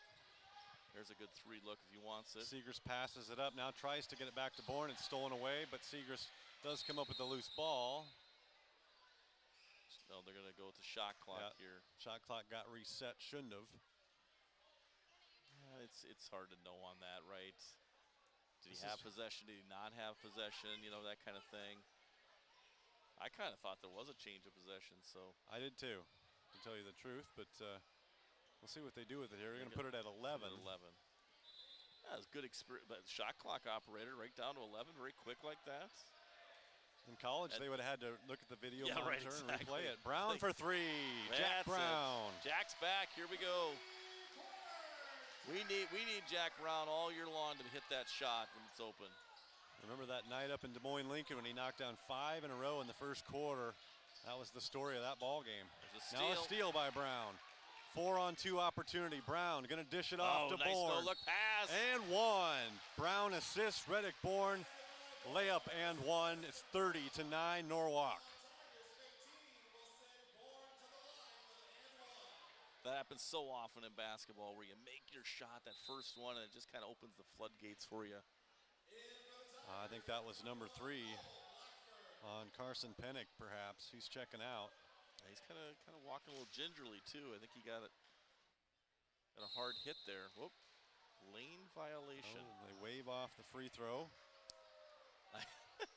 He didn't step over it, so he had to actually shot the ball with his toe on the line. And how much, I don't know, but it had to be minuscule. Millimeters there. That's the break there. No and 1 for Bourne. He did make the free throw. Good hedge out there by the Warriors, making it tough. Look at Ian Fisher going for the steal. They call him for going over the top to get it. So a foul on Fisher. It's not quite double bonus time, but another 1-1 on the way for Brady Kaufman. Well, the coaches are down there talking. They're like, okay, now who's the next guy up? Where are we going on this? Because we're already down to 9. Free throw short, rebounded in there by Grinnell. Now stripped away by Fisher. And again, now they call the foul. That time looked like ball, but Ryan McElrath was trying to get a shot up, and whether it was on the floor doesn't matter because it's the 10th foul. Yeah, McElrath will have 2 shots. At this point, it really wasn't all that aggressive, but I think the refs are like, you know what? The game's kind of getting out of hand here a little bit, up 21, so they're going to blow the whistle, right? Make sure there's nothing gets too feisty in there, which I think is a good idea. McElrath misses the first one. Grinnell's been struggling at the line. They miss another one. Walker, though, with the offensive board. Now he's trapped down in there. Fisher trying to poke it away and kicks it back out. Three-pointer on the way. This time it's good. Cole Blackford hits the three. And Grinnell's in double digits finally. It's 30-12 Norwalk. Yeah, Walker and Fisher, they have a fun little battle going on down low. We haven't seen one of those all year. Just a couple guys kind of evenly matched down there battling. Yeah, Fisher doesn't usually give up a lot of size. I think he's given up a little in this case to Walker. Yes, he is. Lots of travel. Looked like a travel on Bourne, not called. Yeah, but they got it eventually. Maybe the second time. Yeah, you just got to recognize the double team happening and you know, just kind of have a plan, right? You dribble in there, you better know where your outlets are and who you're going to kick it to before you start entering the lane. We are under a minute left in this fast-moving first half. 30-12. Grinnell, they almost turn it over, but it's saved out there by Doty. Now they try to hit Walker, nice but it's tipped away. Sigrist. And he's going to get rewarded, now, maybe. He could have gone around the back to Fisher there. Would have been a beautiful fast break, but it's knocked away, or actually a foul, I believe, called. Yeah, or just knocked. I think it's just knocked away. Oh, knocked away, yeah, no foul. Just poked it out. So with 40 seconds to go. They'll set up something here. They're not going to hold. Well, they can't play for one, but they can. Looks like they're going to take their time here and get a good shot. I don't know what the strategy is in this. You know, there's probably some strategies you can do. You know, like maybe because of the time crunch here, you'd shoot it, and if you make it, maybe you press. You know, to make it that last shot for them be tough. There's it's going to be Jack Brown. Yep. Good look indeed, but it rims out. Don't foul, though. Fight for the board. Looks like Mills is going to get called for the foul, and Grinnell will get free throws. You can see Coach Pelzer pointing to his head like you got to think on that. There's no need to battle for a board there. Now they're calling that body contact on the rebounds pretty close tonight, all night in both games. So 30-12 your score, Norwalk over Grinnell. And at the line will be Brady Kaufman. I mean, you're up 18, but at the same time, you don't want to give them two easy ones right at the end of the first half here. First one is short, no good. Kaufman 1 for 4 at the line. I've got Grinnell at 1 for 8 at the line.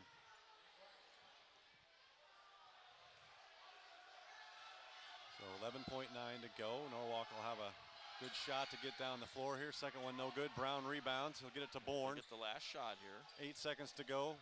Reddick Bourne drives down the lane. Can't get the roll, but he's fouled, and Reddick Bourne will go back to the line with 6.4 seconds left in the half. He's got 12 points. Look to add to that total here.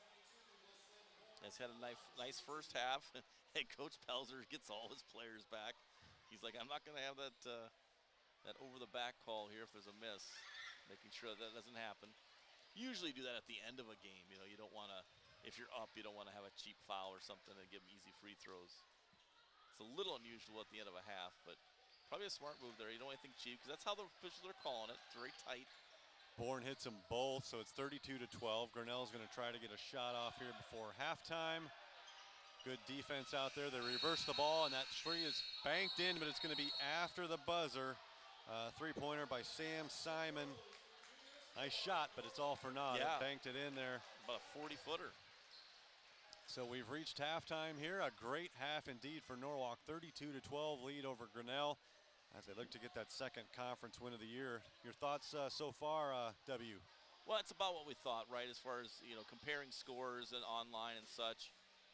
You know, Grinnell's a young team. They start 3 sophomores, a couple juniors, and the Warriors are experienced. They have a lot of experience, you know, a couple seniors, juniors, and we're just really sharp to start the game. You know, they tried to play zone against us, and we handled that really well and got off to that, you know, early lead, and that sometimes all it takes. Yeah, we talked about not seeing a letdown. Definitely not. They came out of the gates well, got that big lead, and have continued to expand it here in the second quarter. It's 32-12 at the half. We'll take a break here. We'll be back. We'll talk with Norwalk girls coach Jill Martin in a bit. Know what decisions are being made at local school board sessions, Board of Supervisors meetings, and City Council meetings by listening to KNIA News. Our award-winning news staff will bring you information from your elected officials and decision makers, as well as heartfelt feature stories, weather coverage, and more. If you miss it on air, find it all on KNIAKRLS.com. The one to count on for today's local news is KNIA Knoxville, Indianola. Stay in the know with everything going on throughout Indianola and Warren County with Let's Talk Indianola. You can hear in-depth discussions with lawmakers, city officials, and leaders of our community during all three KNIA hour-long news magazines. You can also find Let's Talk Indianola 24 hours a day on KNIAKRLS.com and download them on Apple Podcasts and Google Play. The one to count on for today's news and local information is KNIA Knoxville, Indianola.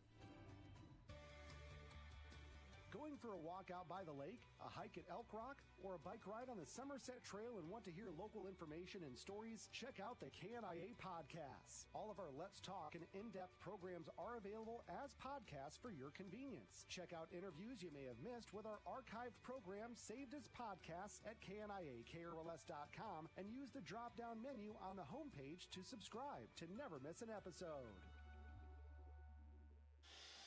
Back in Norwalk now, halftime of the boys' game. Warriors lead at 32-12 over Grinnell. Earlier tonight, it was the girls' ball game in a tightly competitive game for most of the way.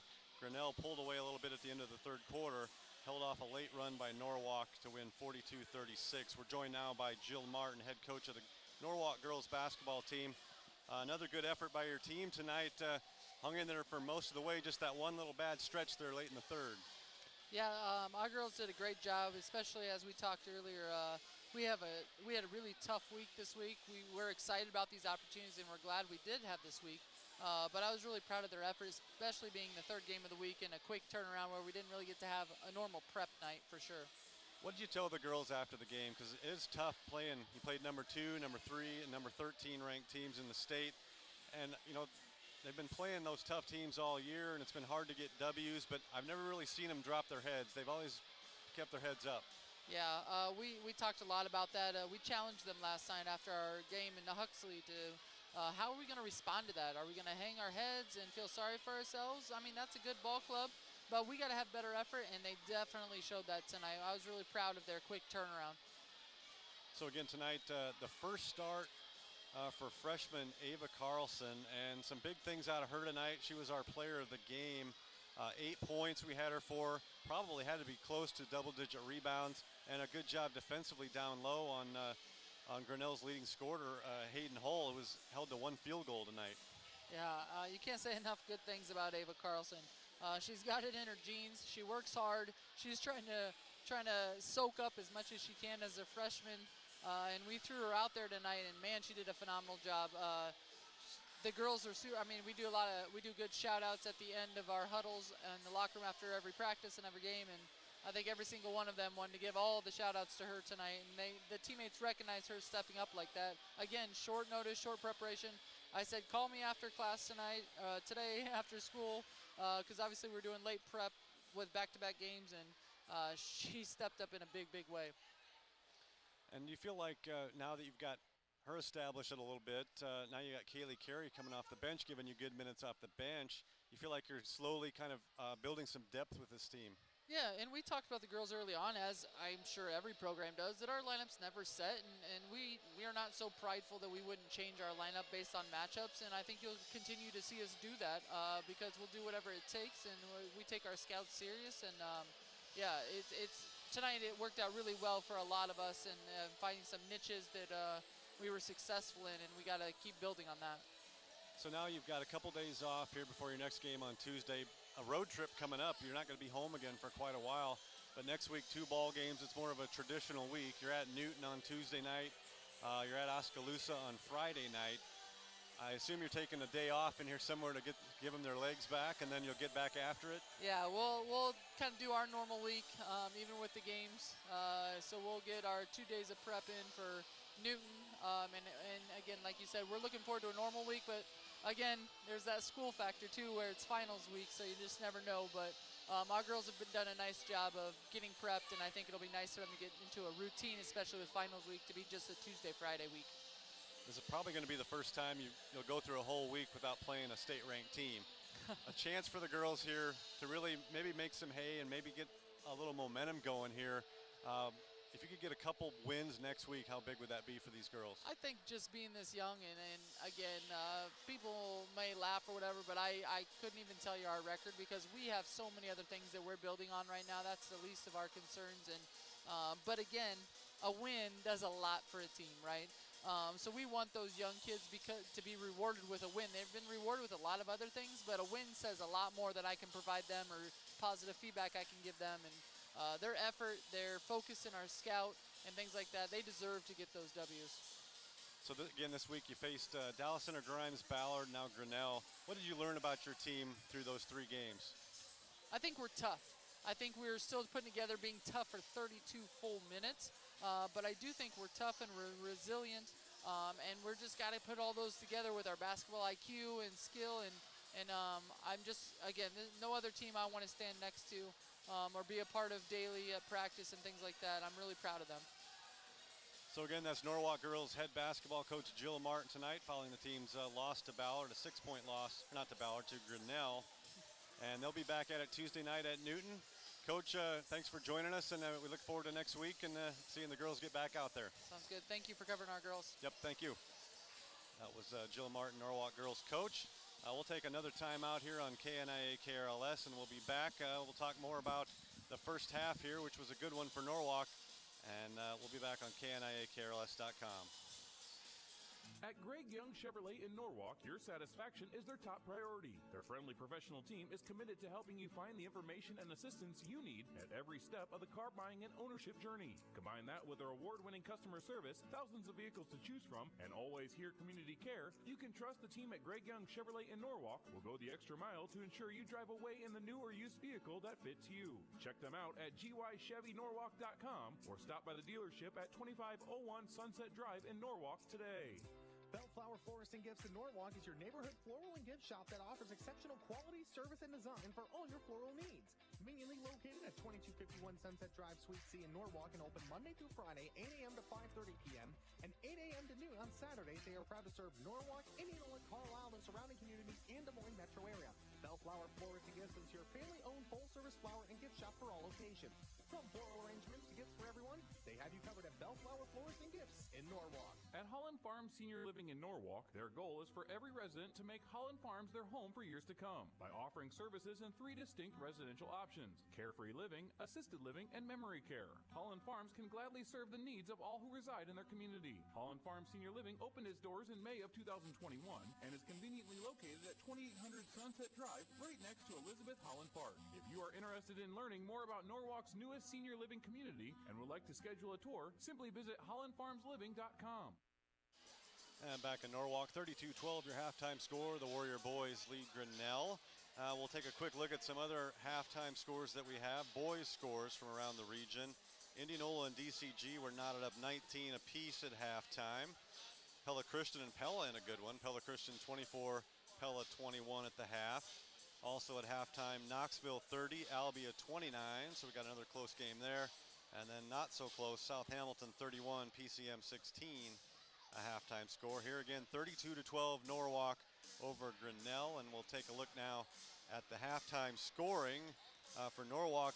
Reddick Bourne, 14 points. Started it with a 3-pointer. He's been scoring off the dribble, getting some and ones as well. He's outscored Grinnell by himself with those 14 points. Jack Brown has 3 on a 3-pointer.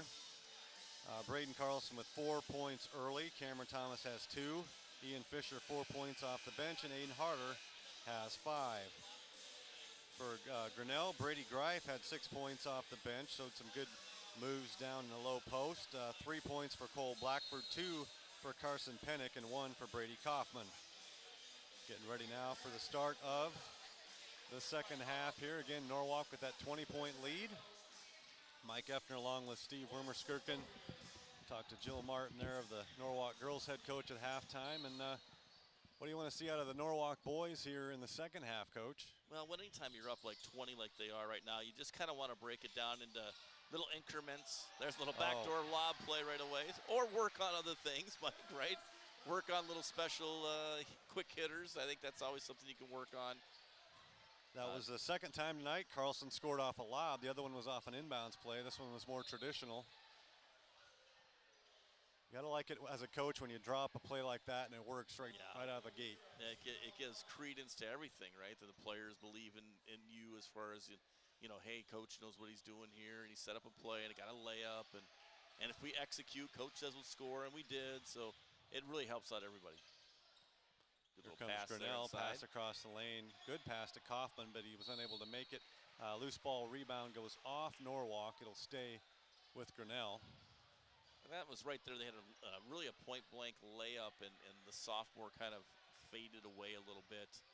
You know, that's part of that youth and experience. You know, you haven't been in those battles and wars, if you will, inside. So you get a little happy feet, a little nervous feet. Ethan Walker, the big guy for Grinnell, starting out here in the second half. They do have some foul trouble. Well, Carlson has it taken away on the drive to the basket. Steal by Cole Blackford for Grinnell.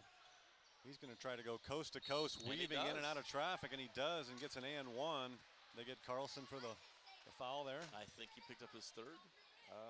No, 30. I think maybe harder, maybe 32. Okay. Yeah, definitely on harder.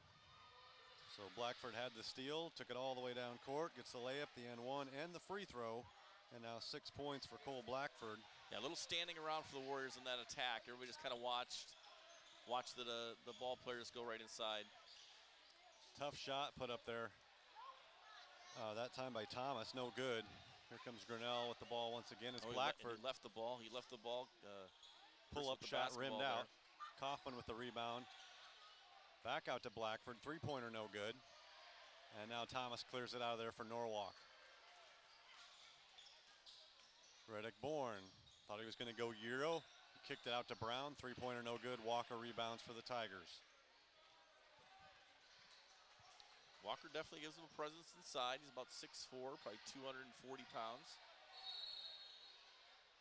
They get call a travel there. No, we're going to go with that illegal screen again on the dribble handoff. Ryan McElrath with the ball there. They called that illegal screen, so it goes back to Norwalk. 34-15. Yeah, that's been a popular way to get the ball to the wing, right? Just do a dribble handoff, but you can't. Oh, pass was tipped, nearly went in, but Grinnell comes out of there with it. Yeah, the Warriors are a little more flat-footed this half. They're not quite the same intensity they started the game with. 3 seconds in the lane. Well, good. We haven't had that call. We have not. So there we go. We've checked it off the box. We've now had every call. Coach Pelzer's going to take a timeout here. I think he's seen enough of this slow start. Yeah, I think so. It happens. Sometimes you come out of the half with a 20-point lead, and you just don't have that same intensity. And they'll look to get it back here in the huddle. And rightly so. Like I said, we talked about this 3 games in 4 days. You expect them to be a little bit tired, but then what you want to do as a coach, you want to say, hey, listen, if you're going to be tired and not move your feet, then we're going to put some other kids in. So play hard. It's been a long week, but play hard when you're out there, and let's, I'll sub for you when you're tired. But you don't want to lose that intensity. Good game up in Dallas Center for Grimes. Dallas Center Grimes and Indianola 32-32 after 3 quarters. All they know how to do up there is play overtime games at Dallas Center Grimes. They like to give the fans their money's worth up at Grimes. Good one in Pella, too. Pella Christian 37, Pella 34. Good game there. That's always such a crosstown rivalry. Bragging rights there inside the town. So back out of the timeout. They're going to try to lob it into Carlson. He's pushed out of the lane. Now Bourne's going to take a three-pointer. It's good. Really nice. And one. Yeah, good sportsmanship, too, there. Walker picks him up. The big boy went out there to try to block the shot, and his momentum just carried him right into the shooter, and he knocked him down. And so he's like, yeah, I fouled you. I'll pick you up. So the three-pointer early in the third. He had a three-pointer early in the game to get him going. 14 points at the half. Now a chance for a 4-point play here for Reddick Bourne. And Walker checks out there. I think that's his 3rd foul on the night. Brady Greif comes in for him. Free throw no good. A little push there. Push by Greif, knocking Thomas out of bounds on the rebound attempt. So the halfback comes in for the fullback. And then he gives a little shove out of bounds. So now we got the ball out of bounds. So a 3-point play. Missed the free throw. Now it's out of bounds. Chance to make it a 5 or 6 point play here in this possession. Carlson on the baseline gets it down to Bourne, who's posting up. He's going to spin. Yeah, he likes that nice move. Reverse pivot there. Good use of the feet. He likes that move right there. He shoots that sometimes right-handed, left-handed. He's just got good body control there. And there's a little better intensity by the Warriors. There we go. Oh, pass off the foot. Bourne comes some out of there with 3 it. on 2, traditional. Brown back to And Bourne. back Can to he the hit shooter. another? He Bingo. can. Reddick Bourne with his third three-pointer of the night, second of the quarter here, and the lead is timeout there by Brandon bulged Sharp. to 42-15. Timeout Grinnell. So a big start to the half again for Reddick Bourne. I've got him with 8 points in the half already, 22 for the game. Looks like it's going to be a full timeout for Grinnell. We'll take a quick break here on KNIAKRLS.com. Be back right after this. Find out what your school's coach thinks of this week's high school sports action during the Hy-Vee Radio Coaches Corner. Every Saturday morning starting at 9, hear from our local football, volleyball, and cross-country coaches on how their team did and what they have coming up. We'll take a look around the world of Indianola, Knoxville, Norwalk, Pleasantville, and Melcher Dallas sports each Saturday at 9 a.m. during the Hy-Vee Radio Coaches Corner on the one to count on for today's local sports coverage, KNIA, Knoxville, Indianola. Know what decisions are being made at local school board sessions, Board of Supervisors meetings, and City Council meetings by listening to KNIA News. Our award-winning news staff will bring you information from your elected officials and decision makers, as well as heartfelt feature stories, weather coverage, and more. If you miss it on air, find it all on KNIAKRLS.com. The one to count on for today's local news is KNIA Knoxville, Indianola. 42-15 your score. Norwalk leads Grinnell. 5:02 left in the third quarter here. Warriors in command right now, led by Reddick Bourne's 22 points. Yeah, the defensive intensity now is picked up. Timeouts helped out the Warriors here. Oh. And I think they got a blocking foul. Got Cameron Thomas with a little blocking foul. Picked up the defensive intensity just a little too much, I guess. Yeah, and then we got some subs coming in now. It'll be Grady Segrist and Austin Mills checking into the game. I think we'll see a lot of that in the second half. A lot of in and out substitutions. Yeah, I mean, you're up 27 and you've had a big week. They're gonna go a little deeper in the bench to some guys that haven't played a lot. Oh, nice backdoor cut there. The recipient. Yeah, good set play. Brady Greif for 2. He's got 8 points now. 25-point game. Still got some work to do to get the running clock, but I think we might be headed in that direction. Austin Mills' shot is rejected this time by Ryan McElrath. Here comes Grinnell. Norwalk gets back on defense, and now a little foul inside on Jack Brown on the post up. Yeah, Jack Brown was kind of pushing him in the back there to get position.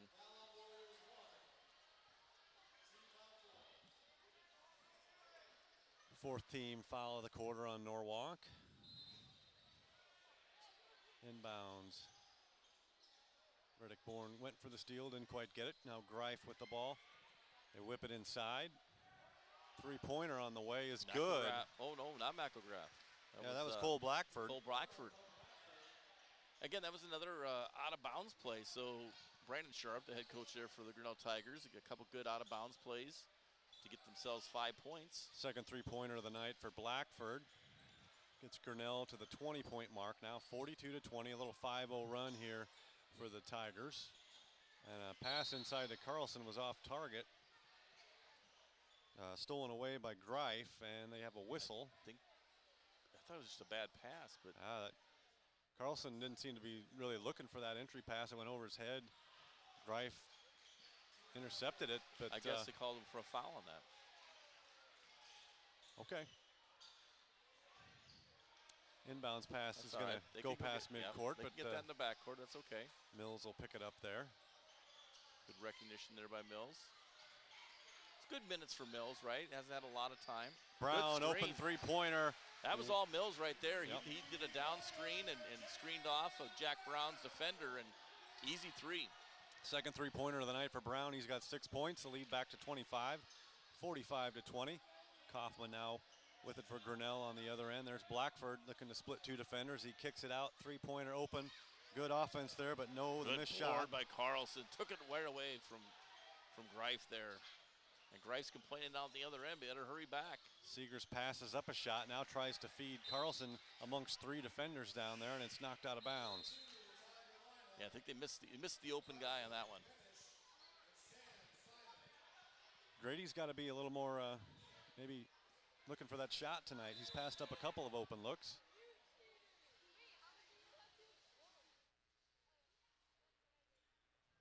Yeah, making some substitutions on both ends now, getting some people some time.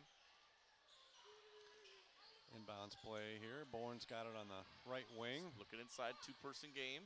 Carlson posts up, backs down, spin move, Yeah, pretty. I love that play right there. The guard passes it inside, and then he makes the cut right off of that, which then, if he doesn't give it to him, it leaves that a clear outside for just to do whatever you want as the post player. And Carlson can certainly handle that pretty easily. So the bucket for Carlson gives him 8 points now on the night. And it's 47-20.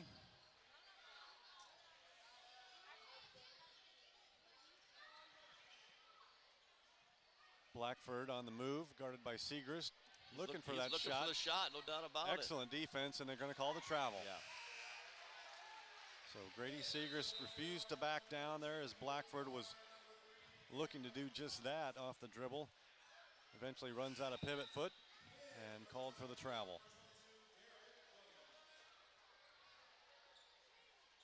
Yeah, more substitutions coming in on both ends. They're really kind of keeping everybody fresh. Yeah, we got to compared to the court that the Warriors used to play on last year. This court's 10 feet longer on both ends, and it's a little more running up and down the floor. Obviously, kids get a little more tired. So you got to get in better condition and have your shorter benches a little bit. Oh, good move. Good ball reversal taken. It looked like goaltending, but be goaltending. Goaltending not called. Bourne got it right back and tipped it in, so he gets his 2 points. I know we're right not down the floor, but I'm pretty sure I hit the backboard and he blocked it away. 24 now for Bourne at last count. Of course, that all I did was pad his rebounding stats. So right. It's like Moses Malone back in the 80s. Yeah, Bourne averaging 5.6. Good turnaround there by Blackford. Oh, Penich on that. Oh, Penich. Penich on the basket, number 15. So he's got 4 points now on the night. And it's 49-22. Minute and a half left in the third quarter.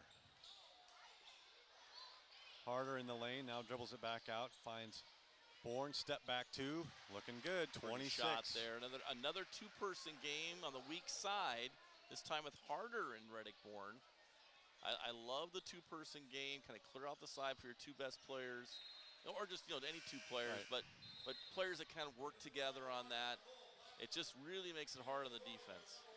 I thought a good decision by Harder on, he was kind of caught in there in the lane and just kicking it back out. Reset here. Well, he knows they're going to call the 3 seconds, right? We've seen that already. So here's another set out of bounds play for three-pointer on the way by Sam Simon. No good. Harder's got it. He's bringing up court for the Warriors. Transition. Now there's Grady Segrist. Three-pointer is good. Off the assist from Harder. The three-pointer by Grady Segrist. His first points of the night. Yeah, you just tell that was great flow. It makes anytime you make the extra pass in basketball, it's usually a good chance to. Oh, good hustle by Harder. Gets the steal, dives on the floor to corral it. Yeah, you love that hustle when you're up 30 like that and you're on the floor. 32-point margin now. A three-pointer would put us at running clock.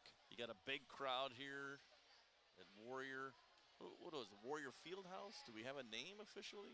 Well, the NPAC, but that's the whole place. I can't call it acronyms. I can't do that. We gotta have some kind of name, right? Are they working on that? Last week I called it the house that Chris Larson built, and he scolded me for that. Okay. So a steal by Penich here. He'd be humble that way. He'd say, no way, that's not the case. We had a turnover by Norwalk. Now on the other end, a loose ball. I think did they call traveling there? Or did they? Yeah, he rolled over. Once he got it, then you can slide with it as long as you're not gaining some kind of advantage. But once you turn over on that, that's going to be a turnover. 2 seconds left. Grady There Seegers kicks it over to Harder. No good. It would have been a payback for the assist the other way around earlier, but Harder's three-pointer, no good at the buzzer. We've reached the end of 3 quarters here in Norwalk. The Warriors lead 54-22 over Grinnell. We'll take another break. Be back with more basketball right after this. Stay in the know with everything going on throughout Indianola and Warren County with Let's Talk Indianola. You can hear in-depth discussions with lawmakers, city officials, and leaders of our community during all 3 KNIA hour-long news magazines. You can also find Let's Talk Indianola 24 hours a day on KNIAKRLS.com and download them on Apple Podcasts and Google Play. The one to count on for today's news and local information is KNIA Knoxville, Indianola.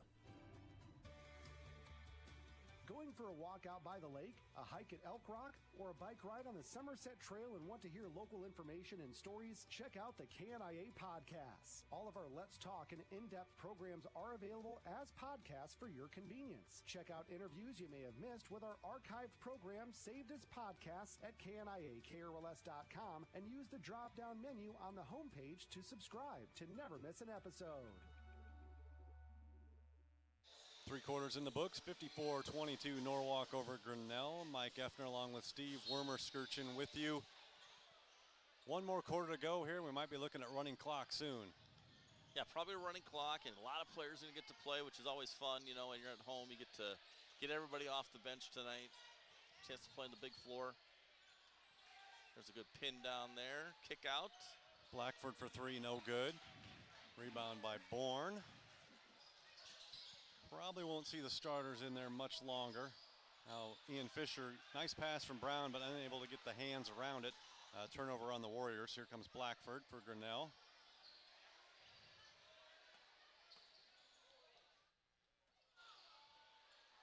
And long three put up there, yes, by Derek Doty. Hopefully the Warriors can stay away from any bad habits here in the 4th quarter with this big lead. They still look pretty solid. They're really moving the ball. Harder thought he saw Thomas, I believe, down there, and Thomas wasn't or looking Fisher. for it. Neither one wanted the ball, so they. Yeah, when you cut to the basket, you better be looking every time, right? Because the player with the ball is assuming you're going to want to get the ball. Yeah, at this point in the game, everybody wants to make that great assist. Yeah, exactly right. Little wow, get the crowd up off their feet. Bourne looking for another three-pointer. It's good. Bingo. Reddick Bourne. Reddick Bourne. 4th three-pointer of the night. I believe he's up to 29 points. And we do have our 35-point margin, 57-22.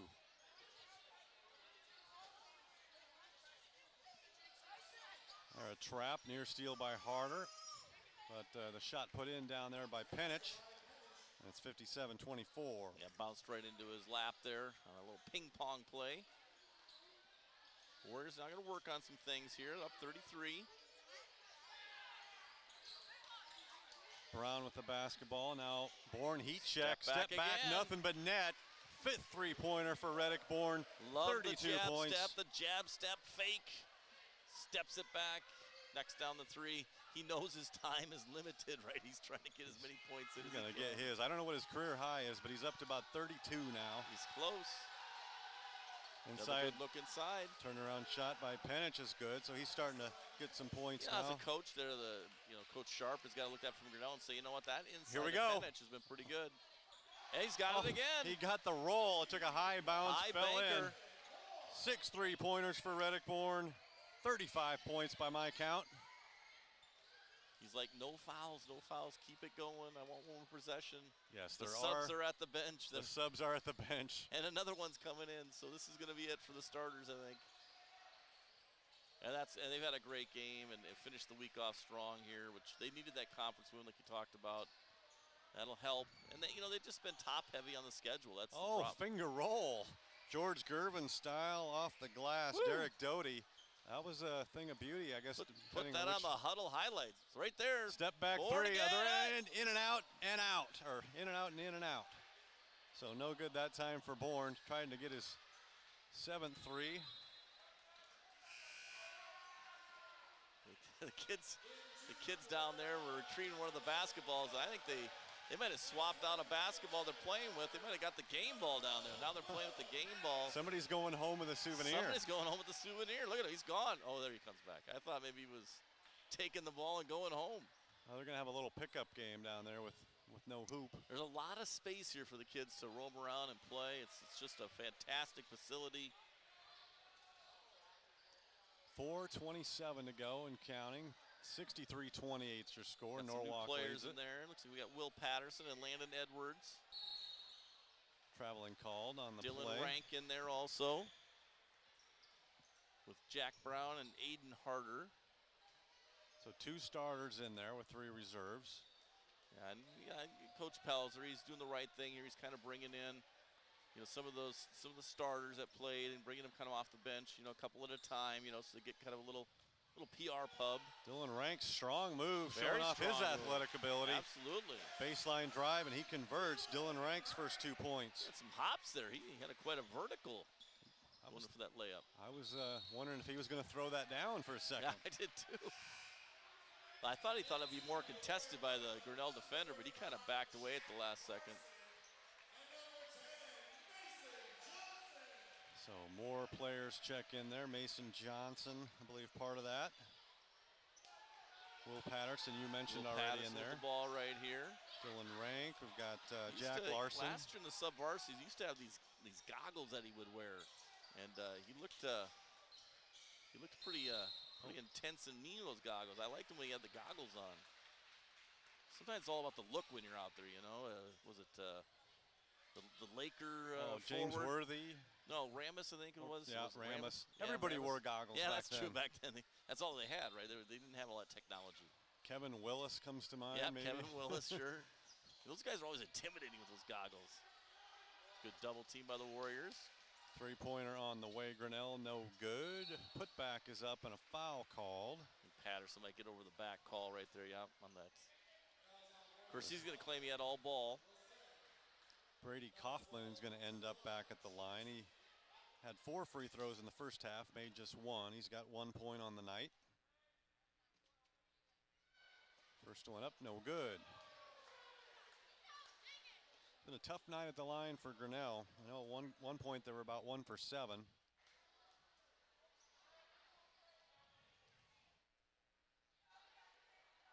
Second free throw on the way. This one is good for Kaufman. 2 points now for the sophomore. Landon Edwards taking the inbounds pass there. Nice young man, had him in class last year. Hard worker in the classroom and on the basketball court here. Good cut by him here.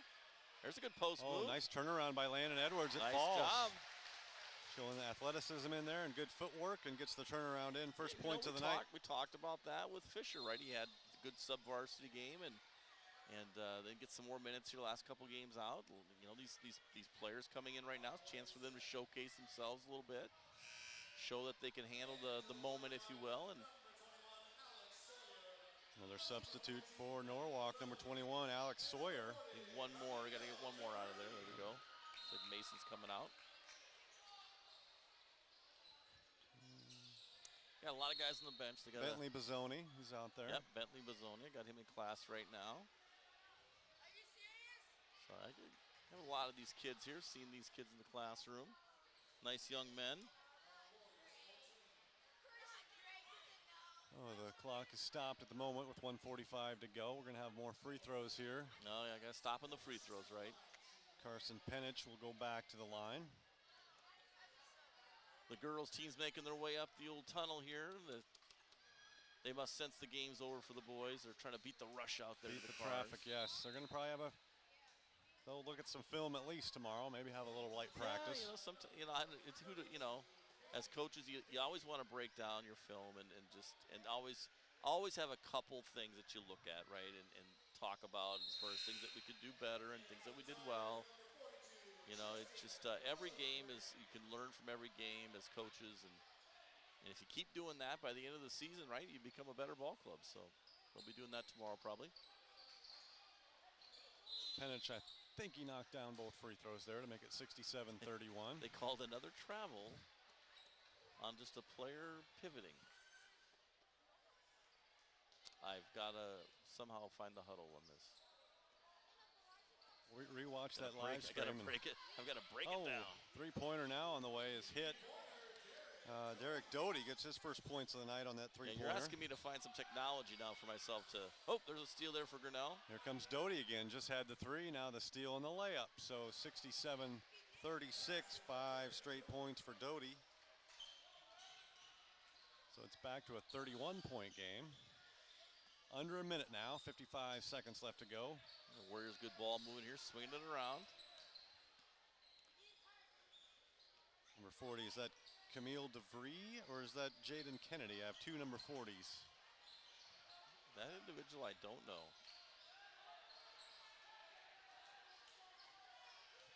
Shot clock down to 8 seconds. Good Edwards pass there by loses. Patterson. Edwards just couldn't handle it. Now Bazzoni, I believe. Yeah, three-pointer there. I think it was deflected. Yeah, no good. Shot clock was getting down there. He had to kind of do something with it. So 20 seconds to go now. 67. This will be the last possession probably here. Another three-pointer up by Grinnell. No good. With Sam Simon. Now a good steal there. That pass. Will Patterson anticipating that well. It's like a defensive back cutting in front of a pass. That's there. only the 5th foul, so it's just going to be out of bounds right here. I'm sure he was probably thinking free throws, but 7.8 to go. I'm expecting And Bazzoni will just just dribble it out here or hold the ball. Yeah, a couple dribbles between the legs, and that'll do it. Norwalk gets off to that great start tonight. Got a big lead early. That 18-6 after a quarter, and that was it just continued to pull away the rest of the night. Scoreboard goes off here. What was it, 67? 67 to 36. Yep, 31-point ball game. Final score, Warriors win it by 31. They've won a couple in a row now after Tuesday's loss to Dallas Center Grimes. So they got some momentum going now, going into a couple of road games next week. Yeah, good win for the Warriors. You know, pick up a conference win, which was much needed. You know, from that standpoint, like we talked about before, they were a little top heavy with some of the tougher teams to start the year, and now they get to hopefully get on a roll here.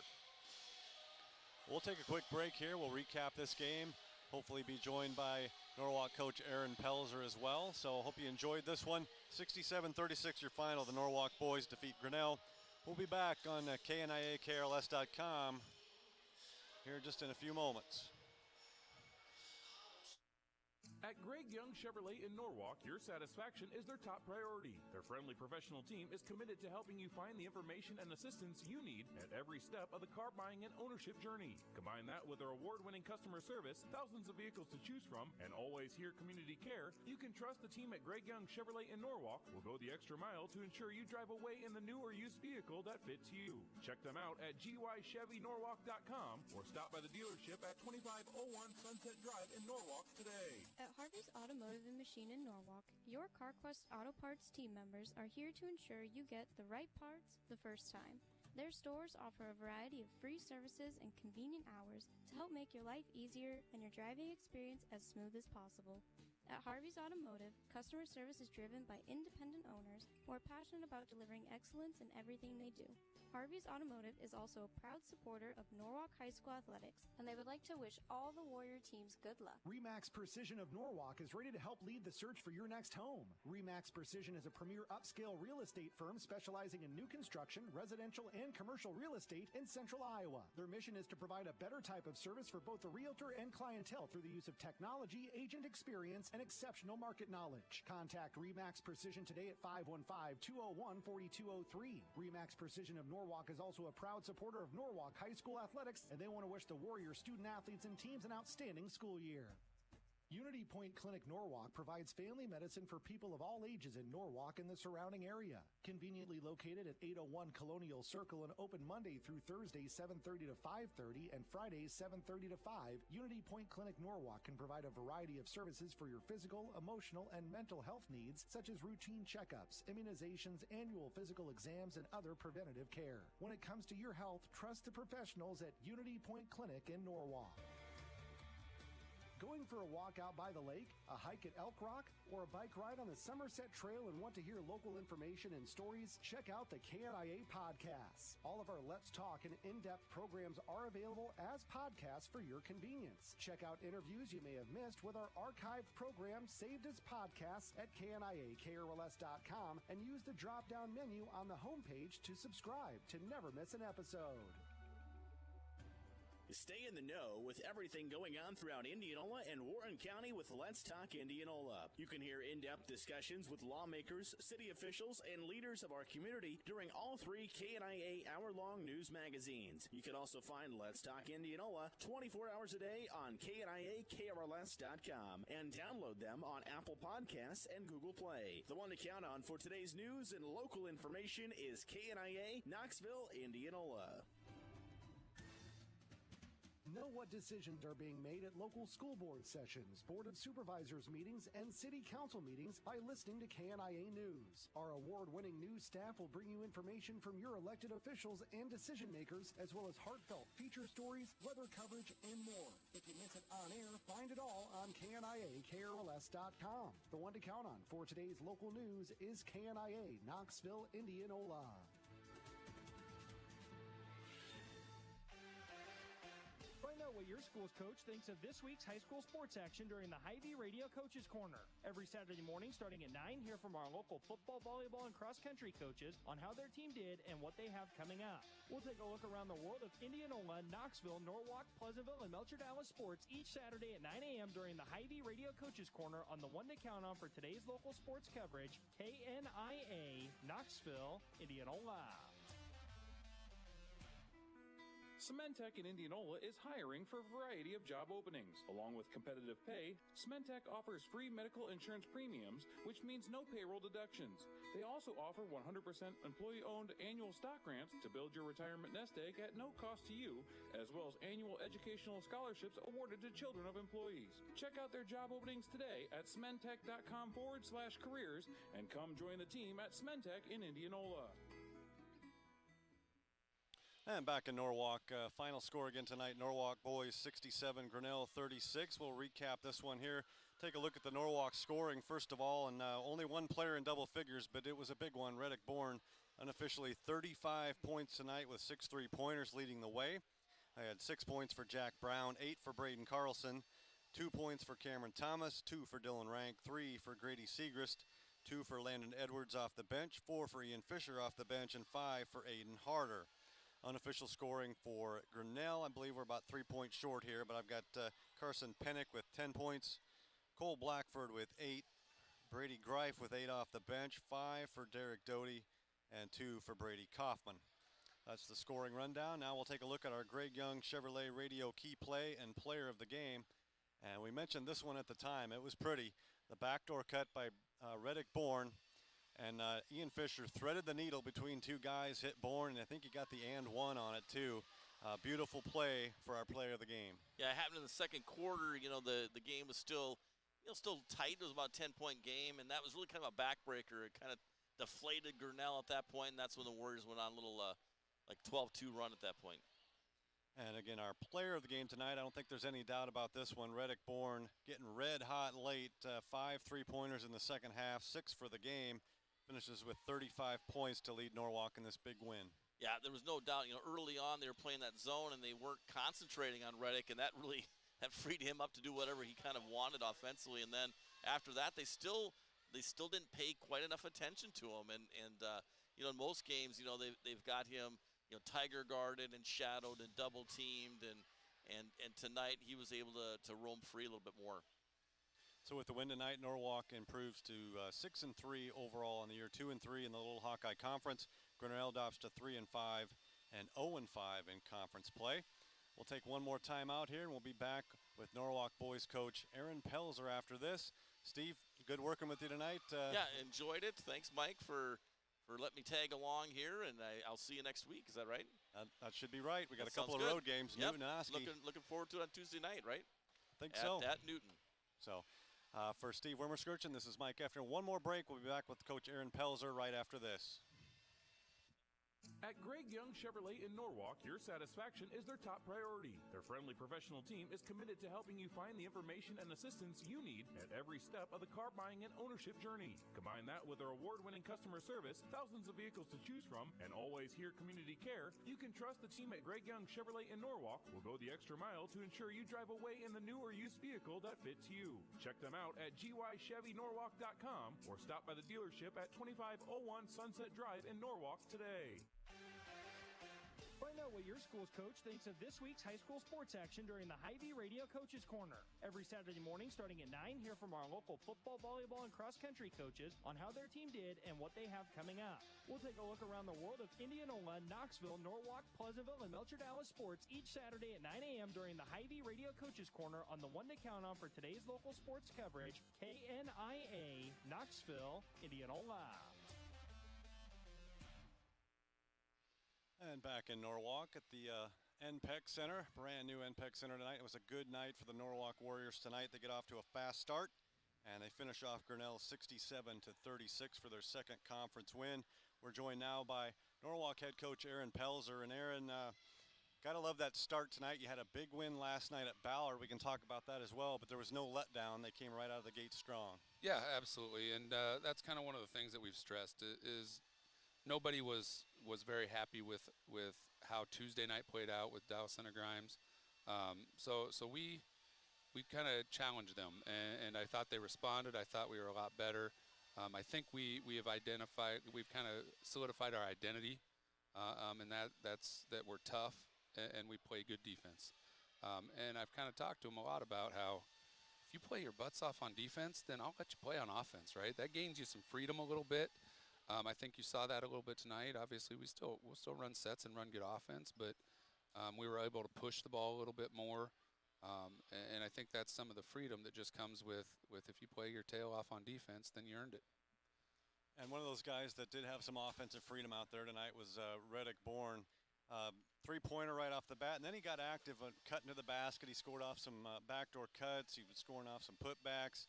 And then late in the game, he showed what he could do from outside. 5 threes late, and he was really feeling it there late. 35 points. Yeah, he was, and you know, I think that's really I'm happy for Reddick because I know sometimes he fights his shot a little bit. He's a really good shooter. He spends countless hours doing it. He works hard, and that's just the payoff for that. And you know, obviously as his coach, I kind of hope it keeps on rolling. And he keeps playing confident on the offensive end. And he was the only guy in double figures tonight for you unofficially, but a lot of guys got in the scoring column, and a guy who had 7 points at Ballard last night was Ian Fisher, and he got out there and banged around with a couple of those big boys from Grinnell tonight and got himself a couple buckets too. Yeah, absolutely. That's one of the things that we decided we had to do is we had to develop a little bit more depth. That's not something I'm very good at.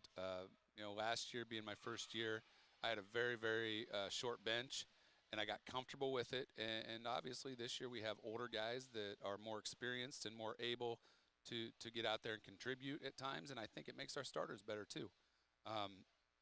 One of the major advantages, I think, is just from an accountability standpoint. Guys know that if they're not out there doing the job and doing what we've talked about in practice, then the next guy's in. And I think the last couple of nights our bench has been really awesome. So you've been playing a really tough conference schedule. This is one you really needed to get tonight. You get to 2 and 3 in league play. You took care of business. Now a chance after last night and tonight to really kind of get some momentum going into a couple of road games next week. Yep, and you know, it's funny for whatever reason. I think a little bit this place is awesome. The NPEC is awesome. I'm not necessarily sure it's a home court advantage for us yet. And so we've actually played better on the road this year than we have at home. So going on the road doesn't scare me one bit. I think we have quite a bit of experience that has been through it on the road before, and we look forward to getting a couple opportunities next week. I know Newton's a really good basketball team, but like we said in the locker room, we've got to do it again. Nobody cares what we did last night. Nobody cares what we did tonight on Tuesday night. We got to do it again. Yeah, this conference is loaded with a lot of good teams, and really an opportunity. I guess Indianola did win tonight, held on by 1 point at Dallas Center Grimes, but there's a lot of season left, so just because you have those 3 early losses doesn't mean you can't get back into that conference race. Yeah, we can't slip up anymore. We talked about that. I think it was Reddick was the one that kind of said it to me in practice on Tuesday and said it to the team, because we had a very, very spirited, high-energy practice on Tuesday or Wednesday after the Tuesday night loss. And he's like, guys, we got to quit losing to realize what it takes to play good basketball.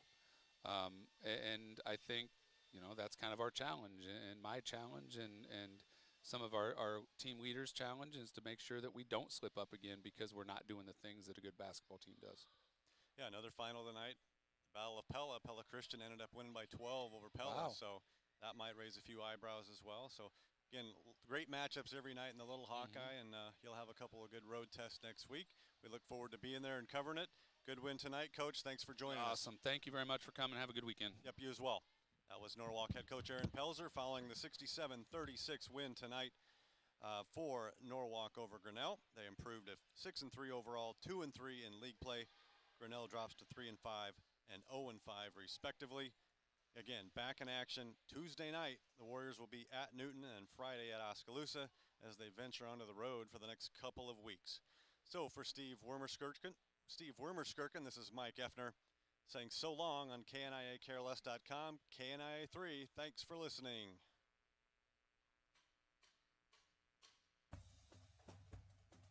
Thanks for tuning into this exclusive presentation of South Central Iowa high school basketball coverage on KNIA and KRLS, streaming at KNIAKRLS.com and on your free KNIA and KRLS mobile apps.